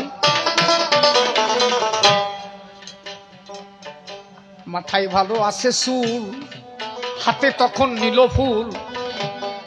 অর্ঘ্য যখন দিতে গেল কালিমার পায়, ওই প্রণাম করতে গেল, চুল মাজার থেকে কালীর চরণে পড়ল। ওই হাওয়া লাগলো চুলের গায়ে। কালী যখন হাওয়া পেল, মনে কি আনন্দ পেল। মনে মনে ভাবলো এই চুলের হাওয়া যদি পাই, মনে আমি সাপ আনন্দ পাবো। এই চুল কেটে চামর বানাবো, চামর বানাইয়ে যদি ভক্ত আমায় একটু হাওয়া দেয়। মন্দিরে যে পুজো দেয় স্বপ্ন যোগে বলল কালী তাই। শোনো পূজারি আমার কথা লও, ওই যে কালকে যে ছেলে আমার চরণে পূজা দিলে, ওর চুল এনে চামর বানাইয়ে আমায় হাওয়া দাও। কথা শুনে পূজারি রওনা দিয়েছে তাড়াতাড়ি। চূড়ামণির কটারে গিয়ে হাজির যখন হলো, ডাক দিয়ে বলে চূড়ামণির ধারে, কালী তোমার চুল ভালোবেসেছে এবারে। চুল দিয়ে চামর বানাইয়ে হাওয়া দেওয়া ভালো। বলছে মা কইছে তোমার চুল দেখে মার আনন্দ লাগছে, তোমার মতো ভক্ত জগতে আর নাই। মা তোমার চুল কাইটে চামর বানাইয়ে হাওয়া দিতে চাইছে, আর ওই হাওয়া খাবে, মা কি আনন্দ পাবে। তুমি কত বড় ভক্ত, সোরামণি কয় যে অত লিক্সাস ঝাড়িয়ে না, আমার ভালো চুল, আমি দেব না। এর কালি কইছে বলেই আমি দেব, তুমি না ভাতি চলে আইছো। আমি তেল সাবান দিয়ে চুল বানাইছি, ও কালিরই দেব না, যাও। হাইটি আইছে, রাত্রে কালি এসে কইছে কি রে দেশে? কয় যে না দেবে না। কয়ে দেশে? এর পরিষ্কার কইছে এই ভালো চুল আমি কালিরই দেব না। কয় যে ঠিক আছে, তোর আনতে হবে না, সময় হলে আমি কাটিয়ে আনবানি। চাকরি ছেড়ে দিয়ে রওনা দিয়েছে জয়পুরে। নদীমাতৃক দেশ তো, নৌকায় যাচ্ছে, নদী পথে মাঝ বরাবর যখন গেছে হঠাৎ করে বিশুচিকা আরম্ভ হয়ে গেছে। বিশুচিকা মানে বুঝো তো, কলেরা, ডায়রি বমি যারে কয়। আগে তো কলেরা হতো না ওই দেশে, একবার হাগা দুইবার বমি থাকলো তো জাগা জমছে। হ্যাঁ, একবার হাগা দুইবার বমি থাকলো তো জাগা জমি। ওই যে মরা ধরতো, এক কোনাতে মরতো তো মরতে মরতে যেত। সাধকের কত ক্ষমতা ছিল জানো? আরে বাবা, গণেশ পাগলের কথা মনে পড়ে গেল রে। কমো গান কয়টা অব্দি গাবানি আজকে? গাবানি, সারা রাত ভরে গাবো আজকে। তাই যাই সারা রাত কি তাহলে তো সোজা নাকি? ওই যে গণেশ গান দরকার নাই, ভক্তের কথা কব। ওটা গানের মধ্যে পড়ে না, না ব ঠিক, ভালো মানুষের ভাই। হরি বল। কদমবাড়ি গণেশ পাগল অস্তি, উনি তো মনোহরের বাড়ি থাকতো, মনোহর সরকারের বাড়ি, মনোহর বান্ডিয়ে ফেলছিল, সে আর এক ঘটনা। তা দুর্গাপুরে একবার কলেরা রোগ এসে গেল, এক ধাক্কে মরক ধরল মনোহর সরকারের গ্রাম। মনোহর সরকার গানে গেছে, এদিকে কলেরা এসে গেছে। সবাই এসে গণেশ পাগলের পা ধরেছে, রক্ষা করো, আর ভালো বাঁচপনা নিয়ে, দেশের অবস্থা ভালো নাই, এক ধাক্কে মরা ধরেছি। গণেশ পাগল বললো আমি কিছু করতে পারবো না, আমার মন আজ যত সময় না আসবে কিছু হবে না, ও যে কটা মরে মূর্তি থাক। এক ধাক্কে মরা আরম্ভ হয়েছে। এগুলো শুনলে অনেকের অবাক লাগে, কিন্তু এটা বাস্তব ঘটনা। এগুলো আমি জীবনে যা বাস্তব দেখে এসেছি বাংলাদেশে, তা কারে কব বলছি এক এক করে। কিছু কিছু মানুষ আছে যাদের এই বিষয়গুলো বিশ্বাস হয় না, হয়তো তারা জীবনে সেই স্তরে পৌঁছাতে পারে নাই, তাই বিশ্বাস হয় না। তুমি যত সময় ওই স্তরে না যাবা তত সময় তুমি পাবা না। তো এটা কঠিন বিষয়। মনোহর বাড়ি আসলো, গণেশ পাগলকে বললো কি, ও পাগল তুমি থাকতি কি গ্রামবাড়ি মানুষ মরে যাচ্ছে, কাজে তুই বাড়ি নাই, একা একা করবো কি? দুইজন আলি হয় নাকি? বলে তা কিছু করা যায়? বলে শুয়ে পড়, সকালবেলা দেখবানি। ঘুমায় পড়েছে, কেবল ঘুমের মতো আইছে 3টে বাজে রাত। গণেশ পাগল ডাকছে, মোনা ওট ওট ওট ওট। কি হয়েছে? বলছে আমি একটু হাঁকতে যাব। আগে এইরকমই কথা তো বাবা, এত ভালো বাংলা বলে না, জানতো না তো, সাধুকি ভাষাই তাই ছিল। কি গোসাই সত্যি না, অত ভদ্র কথা ওনারা মতো বসতো না। আমি একটু হাঁকতে যাব। হাঁকবে কনে? তখনকার পায়খানা কিরম, মাঝখানে কষা গেরা, চারিপাশে তাবু গেরা, ভালো চোখি না দেখলি সরাত করে ঢুকেও যাতি পারো। হ্যাঁ, এ তো কয়দিন হলো পায়খানা ভালো হয়েছে। গুরুচাঁদ ঠাকুর অনেক আগের থেকে কইছিল পরিবেশ স্বচ্ছ করো। গুরুচাঁদ ঠাকুর আনতে গেলে আগে কত বাড়ি পায়খানা আছে, বাথরুম আছে, কাপড় টানানো তার আছে, ঘাটলা বান্ধা আছে। আজ থেকে 100 বছর আগে গুরুচাঁদ ঠাকুরের এই বাণী। এখন দেখো না পরিবেশ কত স্বচ্ছ হচ্ছে। 100 বছর 150 বছর আগে আমার ঠাকুর কিন্তু কয়ে গেছে। ভাবো। কে বললো দেখ আমিও কাঁচা পায়খানায় যাবো না, রে মাঠে নিয়ে চল, আমার থাকবো। মাঠের মধ্যে একটা পুকুর ফারে, গণেশ পাগল যে বলছে, খুঁজি আর পায় না, ছোট্ট একটা পুকুর, ওর ফারে যে গণেশ পাগল বইছে, আর মনোহর হাত রশির দূরে দাঁড়ায় রয়েছে। তুই দাঁড়ায় থাক, আমি হাগিয়ে নই, তারপরে যাবানি।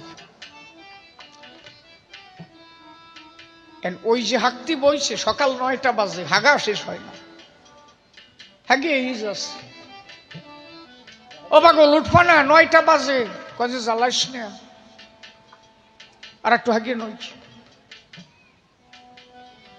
11টা বাজে ওঠে না, 3টে 11টা অব্দি ওইভাবে বসে থাক, একে কম ব্যাপার নাকি? হাঁকতি বসে কেন ভাই, টেয়ার পাও?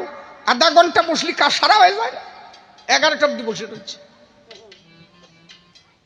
এমন না হাগা হয়ে গেছে, এবার সস্পকি দিয়ে কি বদনা নিয়েছি, কয়ে বদনাই হবে না, বাড়িতে কলস নিয়ে গায়, বাড়িতে কলস নিয়ে গেছে, ওই কয়ে দিয়ে ফাঁসায় ঢালতি থাক জল, তাহলে পুকুরির জল ঢালতি ঢালতি বিকেল 3টে বাজে, জল শেষ হয়ে গেছে, শোষা শেষ হয় না। কয়ে মোনা ফাঁসার গু যায় না কেন? খালি ভাববো মানে এরা কি করতে পারে এরা। 4টের সময় উঠি হাঁটা গেছে, এখন মনোহর করছে, মনোহর তো বুঝতে পারছে, জ্ঞানী মানুষ তো, কিছু ঘটনা ঘটছে, তা যাচ্ছে মনোহর করছে, আচ্ছা এই রাত 3টে থেকে 11টা অবধি কিরম হাগি দিয়ে, আর এই যে পুকুরির জল কেদা কেদা হয়ে গেল, সুস্থে যাইয়ে এরে কোন সুসা কয়? কাজে এই শালা এই গ্রাম বরিয়া যে কটা হাঁক ছিল সব কটার হাঁকা একা হাগিছি, যে কটা মর্ত সব কটা সুসা আমি একা সুসিছি, এই গ্রাম কই যত সব কটার হাগায় একা হাগিছি, খালি খালি এত সময় লাগছে তুই জানিস না? এই হচ্ছে সাধক। এত সহজে তাদের কথা বোঝা যায় নাকি? মনোহর সরকারে বায়না দিতে আসলো, বায়না দিতে আসলো, তোরা তো অনেক সময় বলছিস তোকে কষ্ট হয়ে যাচ্ছে না, দাঁড়া দেবো সাইড দেবেন, দাঁড়া হয়তো পরে যা। বায়না দিতে আসলো, তা মনোহর সরকারের বারেন্দায় গণেশ পাগল বসা থাকতো, হাতে একখান দা থাকতো, ওই দা পাওয়ার থেকেই গণেশ পাগলের শক্তি লাভ হয়েছিল। উনশিয়া দা গড়াতে গেছিল, যে দাটা গড়াতে গেছিল ওনার গুরুদেব বিন্দু দাস পাগল পাঠাইছিল, ভট্টের বাগান দিয়ে এসেছিল, সে বৃহৎ ঘটনা। পরে যদি কোনো কবি গান কেউ দেও আবার সেই দিন শুনবো, একসাথে কয়ে গেলি তো আর আমারে বায়না দেবার না। হ্যাঁ আমি যেটা বলতে চাচ্ছি, চুপ কর, হাইসে পরিষ্কার। বারান্দায় বসে আছে, বায়না দিতে গেছে, ওই দা নিয়ে দাবর দিচ্ছে, আরে শালা কবি গানের বায়না দিতে আইছিস, এই দা নিয়ে দেশে দাবর, যে বায়না দিতে আইছে ওদের যে বায়না দিতে আইছে তো মরিছি আমি, কার বাড়ি বায়না দিতে আইছি, এমন দাবর দেশে ও যাইয়ে হুকুরি ঝাঁপ দিয়ে পড়িছে। মনোহর পাশে পাশে ডাকছে, পাগল হয়ে গেছে আমার আর খাওয়া জোট পেটাবে, এ যাইয়ে গ্রামে যে খবর দেবে যে ওই বাড়ি আর বায়না দিতে যাইয়ে না, বায়না দিতে গেলি দাও দিয়ে দাবর খাই। গণেশ কান্তি কান্তি আসতেছে, খালি বোঝো রাস্তা দিয়ে আসতেছে কান্তি কান্তি, চোখের জল ফেলাতে ফেলাতে আসতেছে, তা বারান্দায় এসে হামলায় কান্দিছে। মনোহর সরকার হচ্ছে, তুমি কান্দো খেয়াল, ডাবড়াইছো, কোপ দেছো, কোপ পরে নাই, তা আমি করবো কি? ও বাইসে বাড়ি গেছে, যাক আমার গানের দরকার নাই, তুমি ঠিক আছো বসো। বসে, তোর কি মনে হয় তোর বায়না হবে না, তোর গান হবে না, আমি তোর বাড়ি থেকে তোর কুচিন্তা করি, তো তাই মনে হয়? এই কথা বলিস, এই খোকা তোর কি মনে হয় সেই কুচিন্তা আমি করি যে তোর বায়না হবে না, তোর গানে আসলে আমি দা দিয়ে কোপ দেবো, কেউ আর আসবে না, সেই চিন্তা আমি করি না রে মনা, আমার মনের ব্যথা তুই বুঝিস না। এমন না ওর বায়না, ওর গান হচ্ছে 1 মাস পরে, ওর আয়ু আছে মাত্র 7 দিন। বলছে ওর গান 1 মাস পরে, বায়না দিতে হচ্ছে যে শালা তোরে, ওর গান হচ্ছে 1 মাস পরে, কিন্তু আয়ু হচ্ছে মোটে 7 দিন। তো দা দিয়ে যদি একটা কোপ বসাতে পারতাম, ওই যে জমের কাঁটাটা কেটে দিতাম, ও তাড়াতাড়ি আর যেত না। আমার কোপটা লাগলো না মানে তোর গান পালা হলো না, 7 দিনের মধ্যে মৃত্যু ঘটবে। 7 দিন পরে খবর এলো লোকটা মারা গেছে। তাহলে এরা কি ব্যক্তি ছিল, কেমন মানুষ ছিল ভাবতে পারো? এই জন্য মহাজনের বলা, মহাজনের চলা, তাদের সাথে সাধারণ মানুষের কবু তুলনা চলে না। আরে মানুষ তো সবাই, হরিচাঁদ গুরুচাঁদ তারা পূর্ণ ব্রহ্ম ভগবান, তাদের সঙ্গে আমার তোমার কথা মিললে হবে নাকি? আমিও মানুষ, তারাও মানুষ হয়ে এসেছিল, কিন্তু আমার তোমার জন্ম রজবীর্যের দ্বারায়, তার জন্ম রজবীর্যে হয় নাই, তিনি আবির্ভূত হয়েছিলেন। তারকেশ্বর ওই যে ওরা চুল নিয়ে গেল, নদীতে যখন গেল দেখে যে কালী খড়গ নিয়ে দাঁড়ায় রয়েছে। চুল কাটিয়ে দিতে হবে, সামর বানাবে। বললো শিরোমণি বলল, দাদা পরিস্থিতি ভালো না, ওই যে চুল কাটিয়ে সামরটা বানাই দিলি, এ যাবে না, তাড়াতাড়ি কাজ কর, হাঁটা ধরো। চূড়ামণির বিশুচিক আরম্ভ হয়ে গেল ওই নৌকার ভিতরে, হাগাবমি আর বাসে না। বলে কি করা যায়? বলো তাড়াতাড়ি চলো যাই, ভাব দিয়ে দরকার নাই, এক চুল দিলে যদি ঝামেলা মেটে, চুল দিয়েছি, বাসপা না নেই। তাড়াতাড়ি যাইয়ে কালির পায়ে চুল দিল, রোগ ভালো হয়ে গেল। চুল দিয়েছে, হাঁটা দেবে। কালী বললো কি, দাঁড়া, এই তা তুই আমার কিছু দিলি, আমি তোরা কিছু দিই। বললো কি দিবি? কালী বলছে তুই তো দিলি, চুল দিলি, ভালো চুল টুক কেটে দিলি, তা আমি তোরা কিছু দেবো, নিবি? কি দিবি? বলে আমি তোর বাড়ি মেয়ে হয়ে যাব। বলো তোর মতো কালী তারা মাইয়ে নেবো, লাখ টাকা দিয়ে বিয়ে দেবো, ছাতা দিয়ে আমার দরকার নেই, চুল টুক নিছিস, যা, ঝামেলা মিঠো। কালী বলে বলিস কি? আমি যদি পুত্র হয়ে যাই, বলে সে ক্ষমতা তো তোর নাই। বলছে আমি যাব না, আমার স্বামীর এক অংশ তোর ঘরে যাবে, নিবি? বলে হ্যাঁ নেব। বলে আমি তো বিয়ে করি নাই। বলে আমার ঘরে নয়। বলে শোন, তোর ভাই কাশীনাথের ঘরে আমার স্বামীর এক অংশ ওই জন্মগ্রহণ করে। কাশীনাথের স্ত্রী তখন বার্ধক্য অবস্থায়, কাশীনাথ কবি গান গায়, কবি গান গেয়ে বাড়ি আসলো, স্ত্রীর নতুন জোয়ার শুরু হলো। ওনার স্ত্রী ডাক দিয়ে বললো কাশীনাথের দ্বারে, জানো আমার নতুন জোয়ার এসেছে, যা বন্ধ হয়ে গেছিল নতুন করে। বলছে দাদা বলে গেছে আমাদের একটা পুত্র হবে, শিব শক্তি অবতার, শিবের এক অংশ হয়ে জন্মগ্রহণ করবে চরাচর। শুভক্ষণে শুভ সময় দুজন হয়েছে মিলন, সেই মিলনের ফলে জন্মেছিল যে ছেলে, তারই তারক চান বলে আমার তারকের জন্ম হলো প্রেমানন্দে হরিবলা।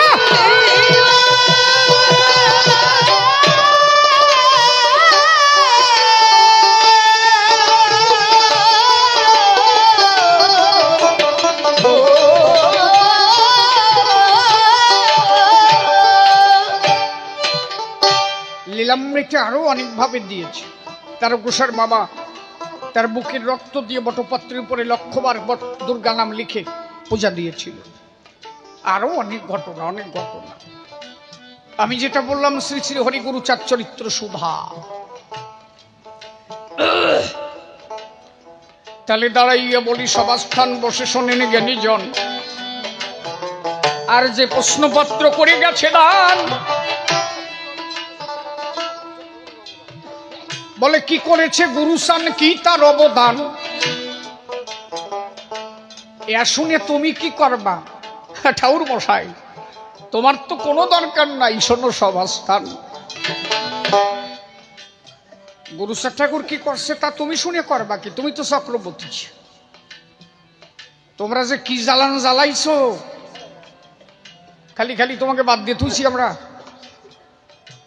তোমার মতো ফাজিল যে কটা, সেই কটার বাদ দিয়ে তুইছি। এইবার শোনো কিছু কথা, কি করেছিলেন গুরুচাঁদ ঠাকুর। 1846 13ই মার্চ গুরুচাঁদ ঠাকুরের আবির্ভাব তিথি। 7 বছর বয়সে গুরুচাঁদ ঠাকুর পদ্মবিলা দশরথের বাড়ি, গোলক কীর্তনিয়ার বাড়ি শিক্ষা গ্রহণ করে,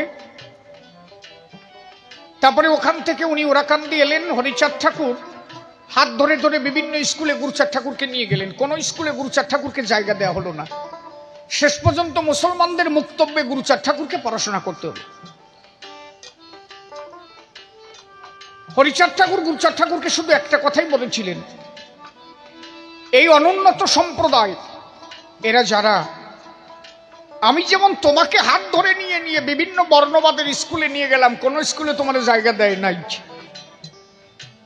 এইরকম লক্ষ লক্ষ হাজার হাজার সন্তান যারা শিক্ষার অভাবে অবহেলিত, লাঞ্ছিত, মানুষের কাছ থেকে বঞ্চিত, অত্যাচারিত হয়ে পড়ে আছে, কথা নিও বাবা, যদি কোনোদিন সবাই পাও, এদের কান্ডারি হয়ে এদের একটু পথ দেখাই। যার ফলস্বরূপ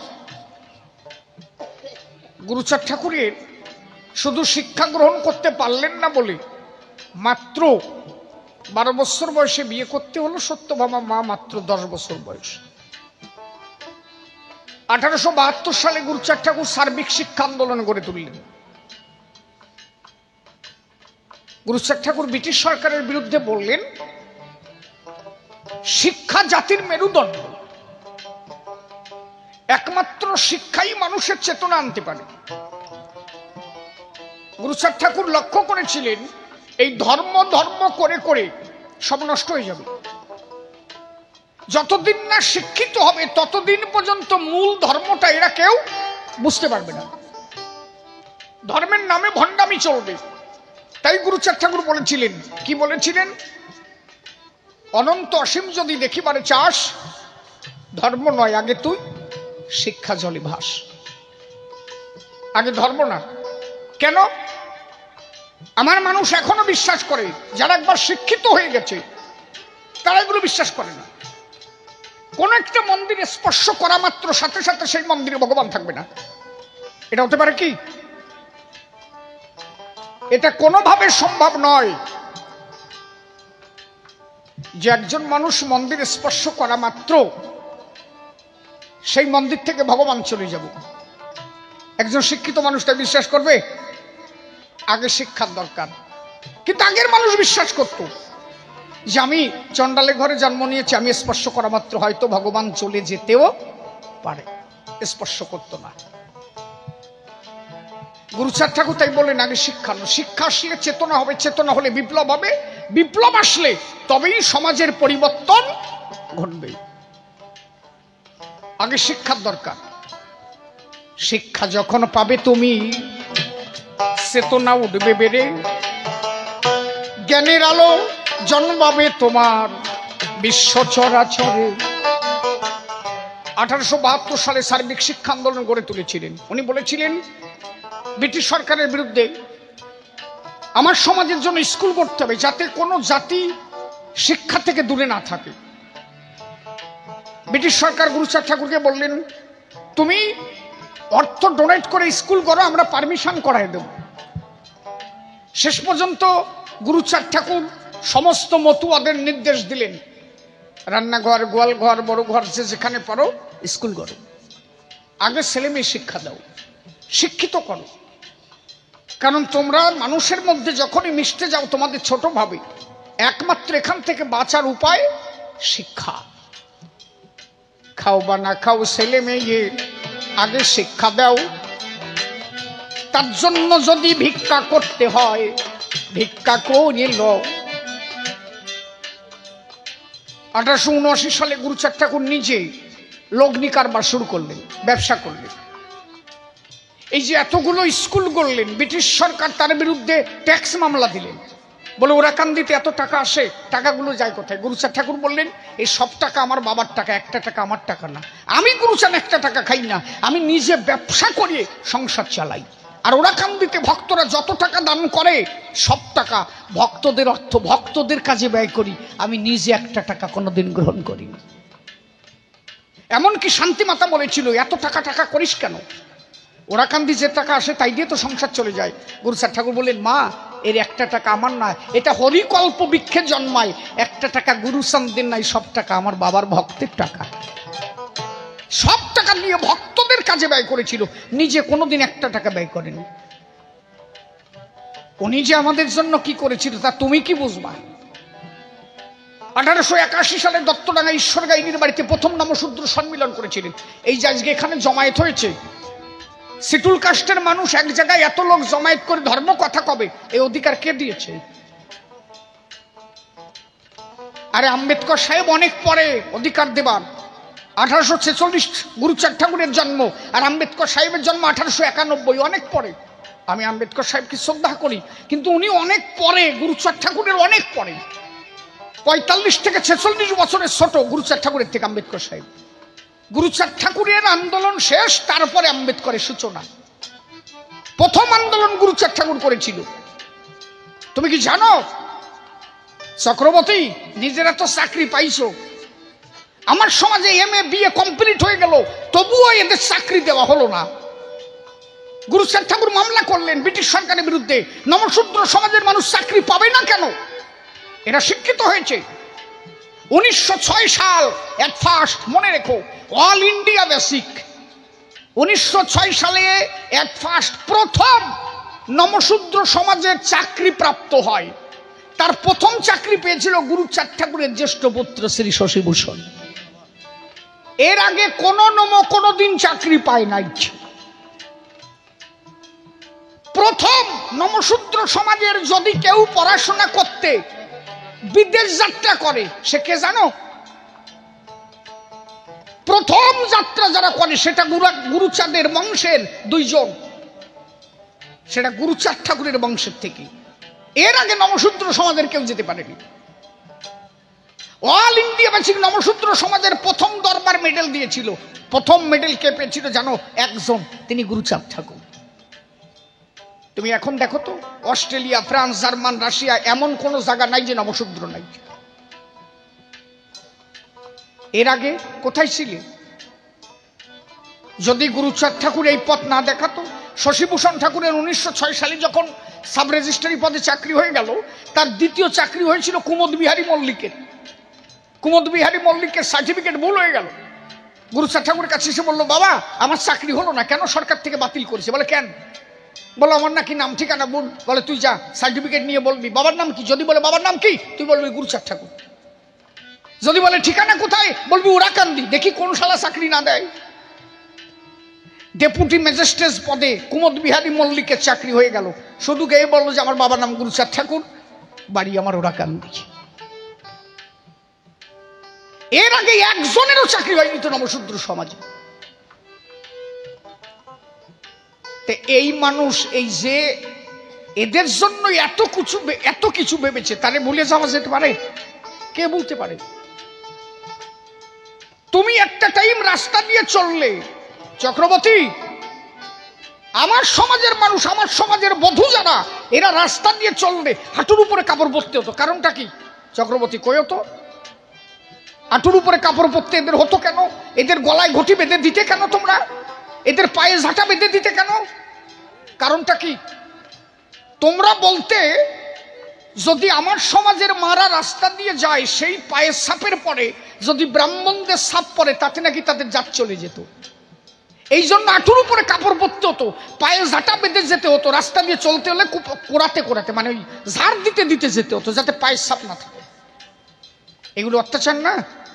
রামকান্ত বৈরাগী এমনকি তখনকার দিনে নদীর জল মানুষে খেত, পুকুরের জল খেত। এই সমাজের মানুষ যদি পুকুরের জলে স্পর্শ করেছে, সঙ্গে সঙ্গে তাকে আঘাত করা হয়েছে। রামকান্ত বৈরাগী নদীর জলে স্নান করতে গেল, তাইতে তাকে অত্যাচার করা হলো। রামকান্তকে উপরে উঠানো হলো, এই নদীতে নামলি কেন? রামকান্ত বলল আমার দোষ। বলো তুই চন্ডালি ঘরে জন্ম নিয়েছিস, এটাই তোর বড় দোষ। তুই এই জলে স্পর্শ করলে, তাতে আমরা নদীতে নামলে আমাদের সুস লাগে, তুই বুঝিস না। একমাত্র গুরুচাঁদ ঠাকুর দেখেছিলেন এর থেকে মুক্তির উপায়, যদি এরা শিক্ষিত হয় একদিন লড়াই দিতে পারিবে। শিক্ষা ছাড়া কোনোভাবে এদের মুক্তি নাহি হবে। তাই খাও না খাও, যা কিছু করো, কোনো দুঃখ নাই।